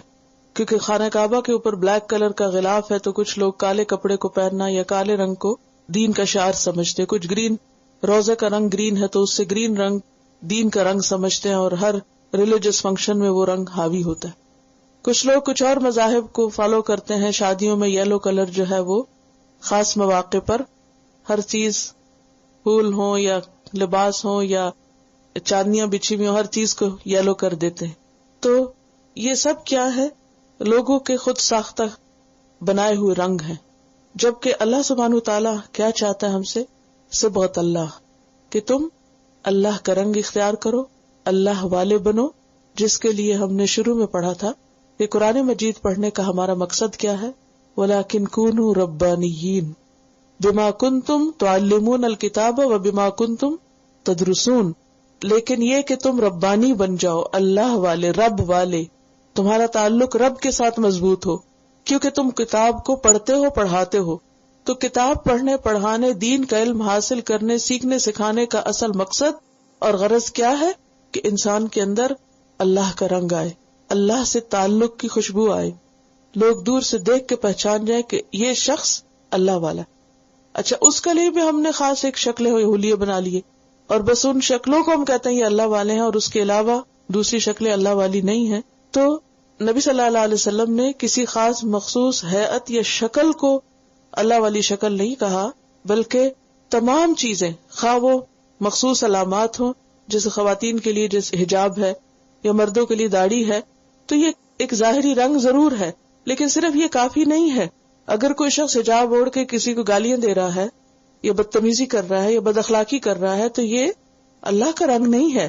یعنی ایک کپڑا سر پہ اوڑھنے سے اللہ کا رنگ نہیں آ جاتا جب تک کہ آپ کی زبان پر، آپ کی سوچ پر، آپ کے معاملے پر اللہ کا رنگ نہ چڑھے. تو یہاں اللہ کے رنگ سے مراد اللہ کا دین ہے کہ تم اللہ کے دین پر عمل کرو جو تمہارے چال ڈھال اور رویے اور معاملے میں نظر آئے. وَمَنْ أَحْسَنُ مِنَ اللَّهِ صِبْغَةً، اور اللہ سے بڑھ کر کس کا رنگ اچھا ہو سکتا ہے؟ یعنی اللہ کے دین سے بڑھ کر یا اللہ کے بتائے ہوئے طریقوں سے بڑھ کر کس کا طریقہ اچھا ہو سکتا ہے؟ اللہ کا طریقہ، اللہ کا دین سب سے بہترین ہے. کیوں؟ اس لیے کہ وہ مکمل ہے. الیوم اکملت لکم دینکم، ہر چیز کے بارے میں اس میں تعلیم موجود ہے. وہ جامع ہے، انسانی نفسیات اور ضرورت کے مطابق ہے، کیونکہ ہمیں بھی اللہ نے پیدا کیا اور دین بھی اللہ نے بھیجا. اللہ سے بڑھ کر ہمیں کوئی نہیں جانتا، نہ کوئی ہماری ضرورتوں کو پہچانتا ہے. تو جو چیز اس نے ہمارے لیے پسند کی دراصل وہی پسندیدہ ہے، وہی بہترین ہے. خواہ بظاہر ہماری عقل کو وہ اچھی نہ بھی لگے، ہماری نظر کو اچھی نہ لگے یا ہماری عقل میں نہ بھی سمائے، لیکن اصل میں وہی سب سے خوبصورت ہے. تو ومن احسن من اللہ صبغۃ سے مراد کیا ہے؟ کہ سب سے خوبصورت، سب سے بہترین اور سب سے اچھا طریقہ اللہ کا بتایا ہوا طریقہ ہے.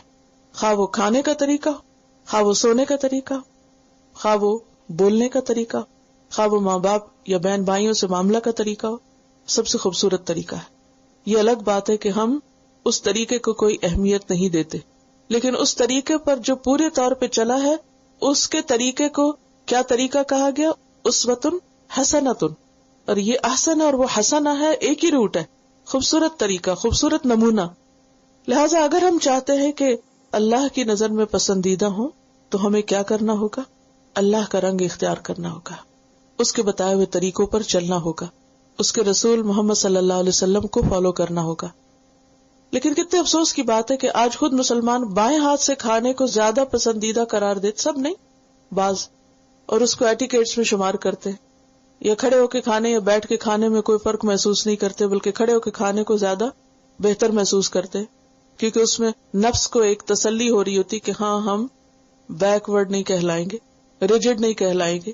یہ سب باتیں، بیکورڈ ہونا یا ریجڈ ہونا، یہ سب انسان کے اپنے ذہن کی اختراع. آپ جس چیز کو جس نظر سے چاہیں دیکھنا شروع کر دیں.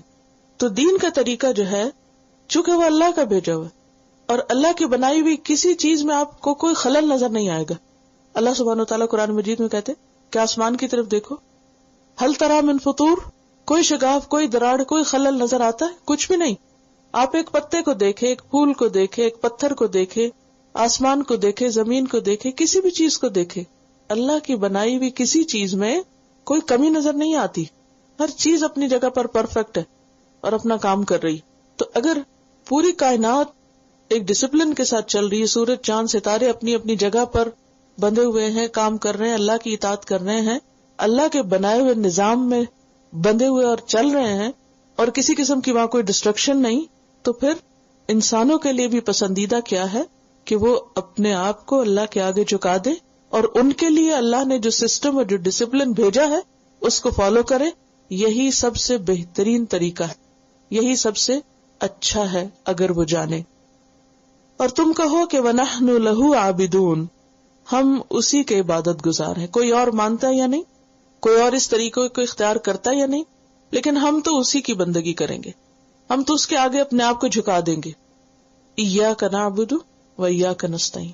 تو یہ نحن لہو عابدون اصل میں وہی معنی رکھتا ہے إِيَّاكَ نَعْبُدُ کا ہی. تو گویا اللہ کا رنگ اختیار کرنا کیا ہے؟ اللہ کے بندے بن جانا، اللہ کی عبادت کرنا، اور صرف اسی کی عبادت کرنا. اور عبادت کیا ہوتا ہے؟ اپنے آپ کو اللہ کے آگے جھکا دینا، یعنی اپنی مرضی کو، اپنی خواہش کو، اپنی عقل کو اللہ کے آگے جھکا دینا، اس کا حکم مانتے ہوئے اور اس کی روکی ہوئی چیزوں سے رکتے ہوئے، اور اس میں محبت اور احترام کا عنصر بھی ہو، مجبوری اور صرف مارے بندھے والی بات نہ ہو. قل اتحاجوننا فی اللہ، کہہ دیجئے اے محمد صلی اللہ علیہ وسلم، کیا تم ہم سے آرگیو کرتے ہو، جھگڑتے ہو اللہ کے بارے میں؟ اور یہاں بھی مراد فی دین اللہ ہے. ورڈ انالیسس بتائے تھے آپ کو، تو اس میں دین کا لفظ محذوف ہے، یعنی اللہ کا بھیجا ہوا دین، اللہ کا رنگ، اللہ کی عبادت کا طریقہ. کیا اس کے بارے میں تم ہم سے جھگڑتے ہو؟ جو کچھ محمد صلی اللہ علیہ وسلم لے کر آئے ہیں اس کے بارے میں ہم سے بحث کرتے ہو. کس کو کہا جا رہا ہے؟ یہاں تو مراد یہود و نصارہ ہے، لیکن اس کے بعد کوئی بھی ایسا شخص جو دین کے معاملات میں، دین کے احکامات میں جھگڑا کرے اور اس کو غلط ثابت کرنے کی کوشش کرے اور اسے کم درجے کا بتائے، ان سب سے خطاب ہے. قل اتحاجوننا فی اللہ وہو ربنا وربکم، حالانکہ وہی ہمارا رب ہے، وہی تمہارا رب ہے، ہمارے اور تمہارے درمیان ایک کامن گراؤنڈ ہے، ہم بھی اسی کو مانتے ہیں، تم بھی اسی کو مانتے ہو. تمہارے پاس جو کچھ ہے وہ بھی اللہ نے بھیجا، اور ہمارے پاس محمد صلی اللہ علیہ وسلم جو کچھ لائے وہ بھی کس کا ہے؟ اللہ ہی کا بھیجا ہوا ہے. لہٰذا ہم سب کے لیے لازم ہے کہ ہم اسی کی مانیں. وَلَنَا أَعْمَالُنَا وَلَكُمْ أَعْمَالُكُمْ، اور ہمارے لیے ہمارے اعمال ہیں اور تمہارے لیے تمہارے اعمال. یعنی اگر تم عمل نہیں کرتے، اپنی منمانی کرنا چاہتے ہو تو کرتے رہو، تمہیں اپنے اعمال کا خمیازہ خود بھگتنا ہوگا، اور ہمارے اعمال ہمارے لیے ہے. جس راستے پر ہم ہیں، جو ہم کر رہے ہیں، اس کی ذمہ داری ہم پر ہے، اس کی جزا ہم خود پائیں گے. وَنَحْنُ لَهُ مُخْلِصُونَ، اور ہم اسی کے مخلص اور سنسیئر، لائل، وفادار ہیں. تو بات یہ ہے کہ جب انسان اللہ کا رنگ اختیار کرنے لگتا ہے، اس میں اللہ والا ہونے کی علامتیں نظر آنے لگتی ہیں اس کے طور طریقوں سے. مثلا نماز کا وقت، کسی بھی رشتہ داروں کے مجلس میں ہے یا باہر کہیں کسی پارٹی میں انسان، تو جو اللہ کی عبادت کرنے والا ہوگا وہ کیا کرے گا؟ جو ہی اذان کا وقت ہوگا تو وہ اٹھ کھڑا ہوگا، نماز پڑھے. اب جو ہی نماز پڑھے گا تو باقی سب کی نظر میں آ جائے گا، ان کو پتہ چل جائے گا کہ یہ شخص کیا ہو گیا، بدل گیا، یہ اب ہم سے فرق ہو گیا. جو ہی آپ دیکھتے کہ لوگ آپ کے دین پر نظر کرنے لگے ہیں یا انکمفرٹیبل ہونے لگے ہیں تو پھر وہ آپ کو ایسے نہیں چھوڑ دیتے. اس کے بعد اگلی سٹیج یا اگلا سٹیپ کیا ہوتا ہے؟ جھگڑا، آرگیومنٹ. آپ نہ بھی چھیڑیں، خود ہی چھیڑ دیں گے. یعنی اگر آپ نے کسی مجلس میں سے اکیلے اٹھ کے نماز پڑھ لی نا تو واپس آنے پہ آپ کی خیر نہیں. ضرور کوئی نہ کوئی ریلیجس آرگیومنٹ شروع ہو جائے گی، کہیں نہ کسی اور کا قصور ہوگا اور ذمہ دار آپ ٹھہرائے جائیں گے. پوچھا آپ سے جائے گا کیا فلاں نے بیٹی کو کیوں قتل کر دیا، فلاں نے ایسا کیوں کر دیا، فلاں. اب آپ نے تو نہیں کہا تھا اس کو ایسا کرنے کو، لیکن کہیں کوئی خرابی ہو ذمہ دار آپ ہیں. اور پھر صرف وہیں تک نہیں، پھر قرآن پاک کی کوئی آیت آؤٹ آف کانٹیکسٹ کوٹ کر دیں گے، پھر اس پہ بحث شروع کر دیں گے. یہ جو آیا ہے 4 شادیوں کا حکم، اس کے بارے میں آپ کیا کہتے ہیں؟ اور وہ جو عورت کی گواہی آدھی اس کے اوپر آپ کیا کہتے ہیں؟ اور جو فلاں حکم، یعنی کوئی نہ کوئی اعتراض کی بات شروع کر دیں گے. تو یہ صبغت اللہ اور یہ حجت بازی یہ ساتھ ساتھ چلیں گے. تو اس موقع پر آپ ان سے کہیے کہ بھی تمہاری کیا مشکل ہے اللہ کے معاملے میں، اللہ کے دین کے معاملے میں، اللہ کے حکم کے معاملے میں ہم سے جھگڑتے ہو، حالانکہ وہ تو تمہارا رب بھی ہے، تم اسے رب مانتے ہو نا. بہت سے لوگ سو کالڈ خود کو مسلمان کہتے ہیں اور پھر اس کے باوجود مسلمان ہوتے ہوئے مسلمانوں سے جھگڑا کرتے ہیں دین کے معاملے میں. اور مسلمان ہونے کا تو مطلب کیا؟ اذ قال له ربه اسلم قال اسلمت. اسلمت کا تو لفظ آتے ہی سر جھکا دیتا ہے انسان. پھر یہ جو سر کے اندر کھوپڑی ہے نا عقل والی، پھر اس کی نہیں چلتی. پھر سبمیشن کا مطلب کیا ہو جاتا ہے کہ جو اس نے کہہ دیا مان لیا، عقل میں آ گیا تب بھی، اور اگر اس کے اندر نہیں جا رہا، چھوٹی ہے بہت، تو تب بھی ہم مان گئے. اسلم تو کا کیا مطلب ہے؟ مان گئے. جو وہ کہتا ہے وہ اتنا بڑا ہے، مشرق و مغرب کا مالک ہے، جو وہ کہتا ہے ہمیں تسلیم ہے، ہم مانتے ہیں، ہمیں کوئی اعتراض نہیں، ہمیں کوئی بحث نہیں کرنا. تو ایسی صورت میں 2 چیزیں کرنی چاہیے. ایک تو یہ وہ ربنا و ربکم، بھئی جس دین پہ تم اعتراض کر رہے ہو تمہارا بھی تو ہے. اور کچھ لوگ دین میں نہیں ہوتے، مثلا نان مسلمز ہوتے، وہ آپ سے جھگڑنے لگتے اگر کسی چیز کے بارے میں، لیکن اللہ کو مان رہے ہوتے ہیں. وہ بھی جو ہم کرتے ہیں نا، یہ اسی رب کا بھیجا ہوا ہے جس کو تم بھی رب مانتے ہو. وہ ہمارا رب بھی ہے اور تمہارا بھی ہے. اور پھر خاص طور پر اگر آپ کے کچھ اعمال کو پن پوائنٹ کیا جائے کہ یہ جو آپ سر پہ اوڑے ہوئے، یہ کیوں اوڑے ہوئے، یا آپ یہ فلاں جو کام کرتے ہیں یہ کیوں کرتے ہیں، تو انہیں کہے کہ یہ ہم کرتے ہیں، اس کے ہم خود رسپانسبل ہیں. آپ کو کیا مشکل، آپ کو کیا پریشانی، اور تم جو کر رہے ہو تمہارے لیے، یعنی مت جھگڑو ہم سے. اور ہمارا طریقہ کیا ہے کہ ہمارا دین اور ہمارا طریقہ لائلٹی کا طریقہ ہے، اخلاص کا طریقہ ہے، سچائی کا طریقہ ہے کہ جو ہم کہتے ہیں وہ کرتے بھی. اگر اس کو رب مانتے تو اس کی بات پر عمل بھی کرتے. تم اس کو رب مانتے ہو لیکن کرتے اپنی مرضی ہو، اپنی خواہشات پہ چل رہے ہو. تو بات یہ ہے کہ دین کے معاملے میں انسان کو کانفیڈنٹ ہونا چاہیے. جو کچھ آپ کریں دلیل کے ساتھ کریں، آنکھیں بند کر کے کسی کو مت فالو کریں. دین کو سمجھیں، اللہ کا حکم سمجھ آئے، اس کے اوپر عمل کر لیں. پھر دنیا ادھر کی ادھر ہو جائے، کوئی اعتراض کرے، بحث کرے، پھر لوگوں سے ڈر کے اس کو چھوڑے نہیں. اور دوسری بات یہ ہے کہ جب کوئی ایسی بحثیں کرے تو بہت اس مسئلے میں پڑھنے کی بجائے پرنسپلز پہ بات کرے.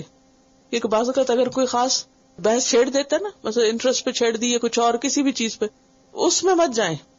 کیونکہ ہم کیا کرنا، ہماری غلطی کیا ہوتی ہے، ہم اس میں سیٹسفائی کرنا شروع کر دیتے ہیں، اس کا جواب دینے بیٹھ جاتے ہیں. 4 شادیوں کا حکم کیونکہ یہ ہے، یہ ہے، یہ ہے، یہ، اس لسٹ میں نہ جائیں، کیوں ہے اور کیوں نہیں، اس میں نہیں جائیں. اصول پہ بات کریں کہ بھئی قرآن کی آیت کوٹ کر رہے تو اللہ نے بھیجی ہے، اس میں ہماری تو کوئی غلطی نہیں، ہمارا تو کوئی قصور نہیں، ہم تو ذمہ دار نہیں. جس نے بھیجا ہے وہ تمہارا بھی رب ہے، ہمارا بھی رب ہے. تمہیں بھی اس کی بات سننی چاہیے، ماننی چاہیے. ہمیں بھی اس کے احکامات جو ہیں ان کو قبول کر لینا چاہیے کہ جو اس نے کہا ہے بس اس کی کوئی حکمت ہوگی، اس کی کوئی وجہ ہوگی.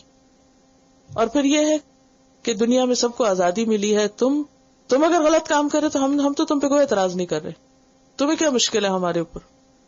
اب دیکھیں کہ بعض اوقات آپ کسی کو کچھ کہہ نہیں رہے ہوتے لیکن دوسرے بے وجہ آپ کو چھیڑ چھاڑ کر رہے ہوتے ہیں. تھوڑی آپ کی ٹالرنس بھی دیکھنا چاہتے ہیں نا. اب آپ دیکھیے کہ جتنا ترجمہ ابھی تک پڑھ رہے ہیں، اسی لیے میرا ورڈ انالیسس میں بہت زور ہوتا ہے کہ آپ لفظ سمجھیں، تاکہ کوئی آپ کو آ کے یہ نہ کہے کہ جی فلاں نے تو یہ کہا، فلاں نے یہ کہا. جب آپ کو ایک ایک لفظ کا مطلب سمجھ آ رہا ہوگا تو آپ کو ادھر ادھر کی بہت لمبی باتوں میں بھی جانے کی ضرورت نہیں ہوگی. اب اس میں بھی آپ دیکھیے کہ وَنَحْنُ لَهُ مُخْلِصُونَ، اس کی کوئی کیا بھی تعویل کرے تو مخلص کا معنی تو ہم سب کو پتہ ہی ہے. تو قرآن بہت سمپل ہے.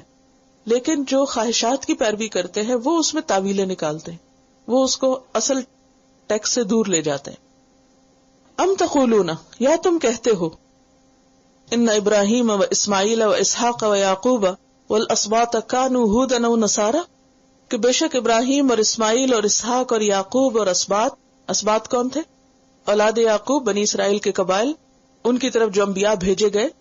کانوا ھودا او نصارا، کہ وہ یہودی یعنی عیسائی تھے، کیونکہ یہودی یہ کہتے تھے کہ یہ سب یہود تھے، عیسائی کہتے تھے کہ یہ عیسائی تھے.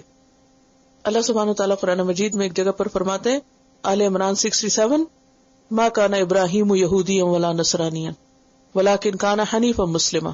ابراہیم نہ یہودی تھے نہ عیسائی تھے، وہ یکسو مسلمان تھے. آل عمران 65 میں فرمایا، یا اہل الکتاب لم تحاجون فی ابراہیم، اے اہل کتاب ابراہیم کے بارے میں کیوں جھگڑتے ہو علیہ السلام.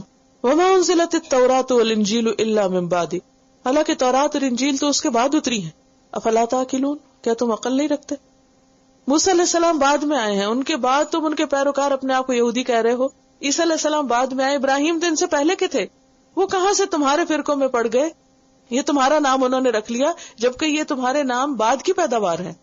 یہ ایسے ہی ہے کہ جیسے کوئی کہے کہ محمد صلی اللہ علیہ وسلم سنی تھے یا شیعہ تھے یا حنبلی تھے یا شافعی تھے. یہ کہنا زیب نہیں دیتا. کیوں؟ اس لیے کہ یہ سب کچھ بعد کی پیداوار ہے. اللہ کے رسول محمد صلی اللہ علیہ وسلم کیا تھے؟ مسلم. هو سماکم المسلمین، اس نے تمہارا نام مسلمان رکھا ہے. تو یہ یہودی اور عیسائیت اسی طرح فرقہ وارانہ نام ہے، جیسے ہمارے ہاں بھی مسلمانوں کے اندر فرقے بنے ہوئے ہیں، اور ہر ایک کیا سمجھتا ہے کہ جس فرقے میں وہ ہے وہ سب سے صحیح ہے، اور باقی سب کو بھی اسی میں کھینچنے کی کوشش کرتا ہے. تو یہاں پر یہ کہا جا رہا ہے، قل اانتم اعلم ام اللہ، کیا تم زیادہ جانتے ہو یا اللہ زیادہ جانتا ہے؟ یہاں بھی اب ان کو کوشچن کیا جا رہا ہے. تم جو یہ کہتے ہو کہ وہ یہودی تھے یا عیسائی تھے، تو اللہ کہتا ہے کہ نہیں، وہ کچھ نہیں تھے، وہ تو مسلمان تھے. اب یہ بتاؤ کہ تم سچے ہو یا اللہ کی بات سچی؟ اب وہ دو میں سے ایک بات کہیں گے نا، یا کہیں گے ہم سچے. اگر یہ کہیں کہ ہم سچے تبھی پھنستے ہیں. کیوں؟ اس کا مطلب ہے کہ اللہ سچا نہیں. تو کوئی یہ ماننے کو تیار ہوگا کہ نعوذ باللہ اللہ تعالیٰ کی طرف سے سچائی نہیں ہوگی یا اللہ تعالیٰ سچ نہیں بولتے؟ تو یہی کہیں گے نا کہ اللہ تعالیٰ سچے ہیں. اور اگر وہ یہ کہتے ہیں کہ اللہ تعالیٰ زیادہ جانتے ہیں، وہ سچے ہیں، تو پھر کیا ہوگا؟ پھر مانتے کیوں نہیں؟ کتنی زبردست دلیل ہے. قل اانتم اعلم ام اللہ، ان سے کہیے کیا تمہیں زیادہ علم ہے یا اللہ کو زیادہ علم ہے. اور یہ بات جو ہے وہ ہم کہیں بھی استعمال کر سکتے ہیں. جب کوئی شخص دین کے کسی حکم پر اعتراض کرے کہ یہ کیوں ہے دین میں، اور اسے ہم یہ بتائیں کہ یہ اللہ کی بات ہے اور اللہ زیادہ جانتا ہے. کیونکہ بعض اوقات کہتے ہیں نا کہ قرآن میں یہ لکھا ہوا لیکن سائنٹسٹ یہ کہتے نہیں، کتنی عام بات ہے. قرآن میں یہ لکھا ہے لیکن آج کی ریسرچ یہ بتاتی. تو اس موقع پہ ہمارا ایمان کیا کہتا ہے، یا ہمیں اس موقع پر دوسرے کو کیا کہنا چاہیے؟ اانتم اعلم ام اللہ، کیا تم زیادہ جانتے ہو یا اللہ زیادہ جانتا ہے؟ سورۃ الملک میں اللہ تعالیٰ فرماتے ہیں، الا یعلم من خلق وہو اللطیف الخبیر، کیا وہی نہ جانے گا جس نے پیدا کیا، اور وہ کیا ہے؟ اللطیف، بہت باریک بین، صرف اوپر اوپر سے نہیں، اندر تک جانتا ہے. الخبیر، بہت ہی زیادہ باخبر، وہ ہر چیز جانتا ہے. تو تم یہ نہیں کہہ سکتے کہ ہمارا علم زیادہ ہے اور ہماری ریسرچ زیادہ بہتر ہے اور یہ زیادہ اوتھینٹک ہے یا پرووڈ ہے. نہیں، بحیثیت مسلمان کے ہمارا ایمان یہ ہے کہ جو اللہ نے کہا ہے سچ کہا ہے. ومن اصدق من اللہ حدیثا، سب سے سچی بات اللہ ہی کی ہے. اور دوسرے کو بھی یہی بتانا چاہیے کہ انسان کا علم زیادہ ہے یا اللہ کا علم زیادہ ہے، خالق کا زیادہ ہے یا مخلوق کا. اس کا علم زیادہ ہے جس نے آسمان بنایا، یا اس کا وہ جو آسمان کو دیکھ کے وہم و گمان سے نتیجے نکال رہا ہے، یہ خود ساختہ پرنسپلز بنا کے اس کے اوپر یہ کہہ رہا ہے کہ ہاں یہ ریسرچ جو ہے یہ پرووڈ ہے. تو اصل بات یہ ہے کہ ایمان بھی اور عقل بھی یہی کہتی ہے کہ جو کچھ اللہ نے کہا ہے وہ زیادہ درست ہے. ومن اظلم، اور اس سے بڑا ظالم کون ہوگا، ممن کتم شہادۃ عندہ من اللہ، جو اللہ کی طرف سے آئی ہوئی جو گواہی اس کے پاس ہے اس کو چھپا دے. یہ کیا گواہی تھی؟ کس گواہی کی طرف اشارہ ہے؟ نمبر 1، اہل کتاب کے پاس ان کی کتابوں میں تورات اور انجیل دونوں میں محمد صلی اللہ علیہ وسلم کی آمد کے بارے میں لکھا ہوا تھا کہ آپ آخری رسول ہیں، اور جو نشانیاں وہاں تھیں وہ آپ پہ پوری اترتی تھی. تو وہ اس بات کو چھپائے ہوئے تھے، بتاتے نہیں تھے، حالانکہ آپ کے اوصاف ان کی کتابوں میں لکھے ہوئے تھے. پھر اسی طرح اللہ کے ایک ہونے کی گواہی، سورۃ آل عمران آیت 18 میں آتا ہے، شہد اللہ انہ لا الہ الا هو والملائکۃ واولو العلم، گواہی دی اللہ نے کہ وہ ایک ہی الہ ہے، اور ملائکہ نے بھی اور اہل علم نے بھی. تو یہ خود کو اہل کتاب کہتے، اہل علم کہتے. تو اہل علم ہونے کا تقاضا کیا تھا کہ یہ اللہ کو تین نہیں ایک بتاتے. اور اسی طرح محمد صلی اللہ علیہ وسلم کے بارے میں جو باتیں ان کی کتاب میں لکھی ہیں اور وہ سچ ثابت ہو رہی ہیں، ان کے مطابق یہ اس کو مان جاتے اور یہ دنیا کو بتاتے کہ ہاں محمد رسول اللہ صلی اللہ علیہ وسلم سچے ہیں. یعنی شہادت سے مراد یہاں کون سی شہادت ہے؟ اشہد ان لا الہ الا اللہ و اشہد ان محمدا عبدہ و رسولہ. ٹھیک ہے، اس کے نیچے بے شک آپ لکھ لیجئے، کون بڑا ظالم ہے جو اس گواہی کو چھپائے. اسی لیے یہ لازم ہے نا کہ جب کوئی شخص مسلمان ہو تو اسے کیا کرنا چاہیے؟ کلمہ پڑھنا چاہیے، چھپ کے کہیں ڈکلیئر کرنا چاہیے. یہ گواہی ہے، اب اس کے پاس، اسے چھپانا نہیں چاہیے، اسے علل اعلان بتانا چاہیے کہ میں مسلمان ہوں. ٹھیک ہے، اسی لیے لازم ہے کہ اسلام ڈکلیئر کرنا چاہیے. اور اس کے اور فائدے بھی ہیں کہ پھر مسلمانوں کے قبرستان میں دفن ہو اور اسلام کے مطابق اس کے باقی تمام چیزیں جو ہیں وہ بھی اس کے عمل میں ظاہر ہوں، اور اس کے وراثت وغیرہ کی تقسیم بھی اس کے مطابق ہو، اور باقی بھی یعنی وہ تمام بینیفٹس جو مسلمان کو حاصل ہوتے ہیں اس کو بھی ہوں. دوسرا یہ کہ یہ ٹروتھ جو ہمارے پاس ہے یہ صرف اپنے تک نہیں رکھنا چاہیے، اس کو کیا کرنا چاہیے؟ چھپانا چاہیے، ظاہر کرنا چاہیے، لوگوں کو بتانا چاہیے. شہادت چھپائی نہ جائے بلکہ ظاہر کی جائے، دین کا پیغام عام کیا جائے. وَمَا اللَّهُ بِغَافِلٍ عَمَّا تَعْمَلُونَ، اور اللہ غافل نہیں ہے اس سے جو تم عمل کر رہے ہو. تمہارے سب کام اس کو پتا ہے، اسے سب معلوم ہے تم جو کچھ بھی کر رہے ہو. گواہی چھپا رہے ہو یا ظاہر کر رہے ہو، گواہی دے رہے ہو، حق کو چھپا رہے ہو یا حق کو سامنے لا رہے ہو. لہذا اس طریقے سے جینا کہ پتہ ہی نہ چلے مسلمان ہے یا کچھ اور، یہ طریقہ جینے کا درست نہیں ہے. صبغت اللہ بھی ہونا چاہیے جو عمل میں ہے بنیادی طور پر، اور شہادت بھی دینی چاہیے جو زبان سے بھی ہے اور عمل سے بھی ہے. دین کوئی چھپانے کی چیز نہیں، دین چھپانے کی چیز نہیں، دین عمل کرنے کی چیز ہے اور دوسروں تک لے جانے کی چیز ہے. لہذا جس نے اللہ کو تھام لیا، اس نے ایک مضبوط کڑا تھام لیا، اسے ڈرنا نہیں چاہیے. کیا پڑھا تھا ہم نے؟ فَسَيَكْفِيكَهُمُ اللَّهُ، ان کی طرف سے تمہیں اللہ کافی ہو جائے گا. اور آخری آیت تِلْكَ أُمَّةٌ، یہ ایک جماعت تھی. کون سی؟ کس جماعت کی بات ہو رہی؟ ابراہیم و اسماعیل و اسحاق و یعقوب والاسباط. تِلْكَ أُمَّةٌ قد خلت، تحقیق گزر گئی، جا چکے دنیا سے وہ لوگ. لہا ما کسبت، اس کے لیے ہے جو اس نے کمایا، جو جو کام انہوں نے کیے وہ کما کے ساتھ لے گئے. وَلَكُمْ، اور تمہارے لیے ہے، ما کسبتم، جو تم نے کمایا. تمہاری کوششیں تمہارے لیے، ان کا کیا تمہیں فائدہ نہیں دے گا، تمہارا کیا ہی تم کو فائدہ دے گا. وہ جو کچھ بھی تھے وہ کر کے ساتھ لے گئے، اب تمہیں اپنی فکر کرنی چاہیے. وَلَا تُسْأَلُونَ، اور تم سے نہ پوچھا جائے گا، تم نہ پوچھے جاؤ گے. پوچھنے والا اللہ ہے. قیامت کے دن اللہ تم سے نہیں پوچھے گا. کس چیز کے بارے میں؟ عَمَّا كَانُوا يَعْمَلُونَ، اس کے بارے میں جو وہ عمل کرتے رہے. یہ پیچھے بھی ہم پڑھ چکے ہیں نا کہ آباء و اجداد کے اعمال کے ذمہ دار ہم نہیں، بڑوں نے جو کچھ کیا وہ ان کے لیے تھا، اس کا سوال ہم سے نہیں ہوگا. ہم سے سوال ہوگا ہمارے عمل کے بارے میں. قیامت کے دن ہر ایک سے پوچھا جائے گا اس نے کیا کیا سوال ہوں گے. کچھ معلوم ہے؟ تمہارا رب کون ہے، تمہارا دین کیا ہے، تمہارا رسول کون تھا. اور قیامت کے دن یہ تو قبر میں ہی پوچھ لیا جائے گا نا. قیامت کے دن کیا پوچھا جائے گا؟ وقت کہاں گزارا، جوانی کہاں، عمر کہاں گزاری، جوانی کہاں گزاری، مال کہاں سے کمایا، کہاں خرچ کیا، علم جو حاصل کیا اس پر عمل کیا کیا. تو تمہارے اعمال کے بارے میں تم سے سوال کیا جائے. ایک اور جگہ پر آتا وَلَتُسْأَلُنَّ يَوْمَئِذٍ عَنِ النَّعِيمِ، تم سے ضرور پوچھا جائے گا کس کے بارے میں؟ نعمتوں کے بارے میں. عام طور پر ہماری توجہ کس پہ ہوتی ہے؟ لوگ کیا کر رہے ہیں، ہے یا نہیں؟ یہ عام ویکنس ہے نا. عموماً ہم لوگوں کے اعمال پہ نظر رکھتے ہیں، اس پہ بیٹھ کے گھنٹوں تبصرے کرتے رہتے ہیں، خواہ قریب کے لوگ ہوں یا دنیا کے لوگ ہوں. اور یہ بیماری اتنی عام ہو گئی ہے کہ نجی مجلسوں میں، نجی سے مراد پرائیویٹ گھر کی، ان مجلسوں میں بھی عام طور پر جب گفتگو ہوتی ہے تو کس کے بارے میں ہوتی؟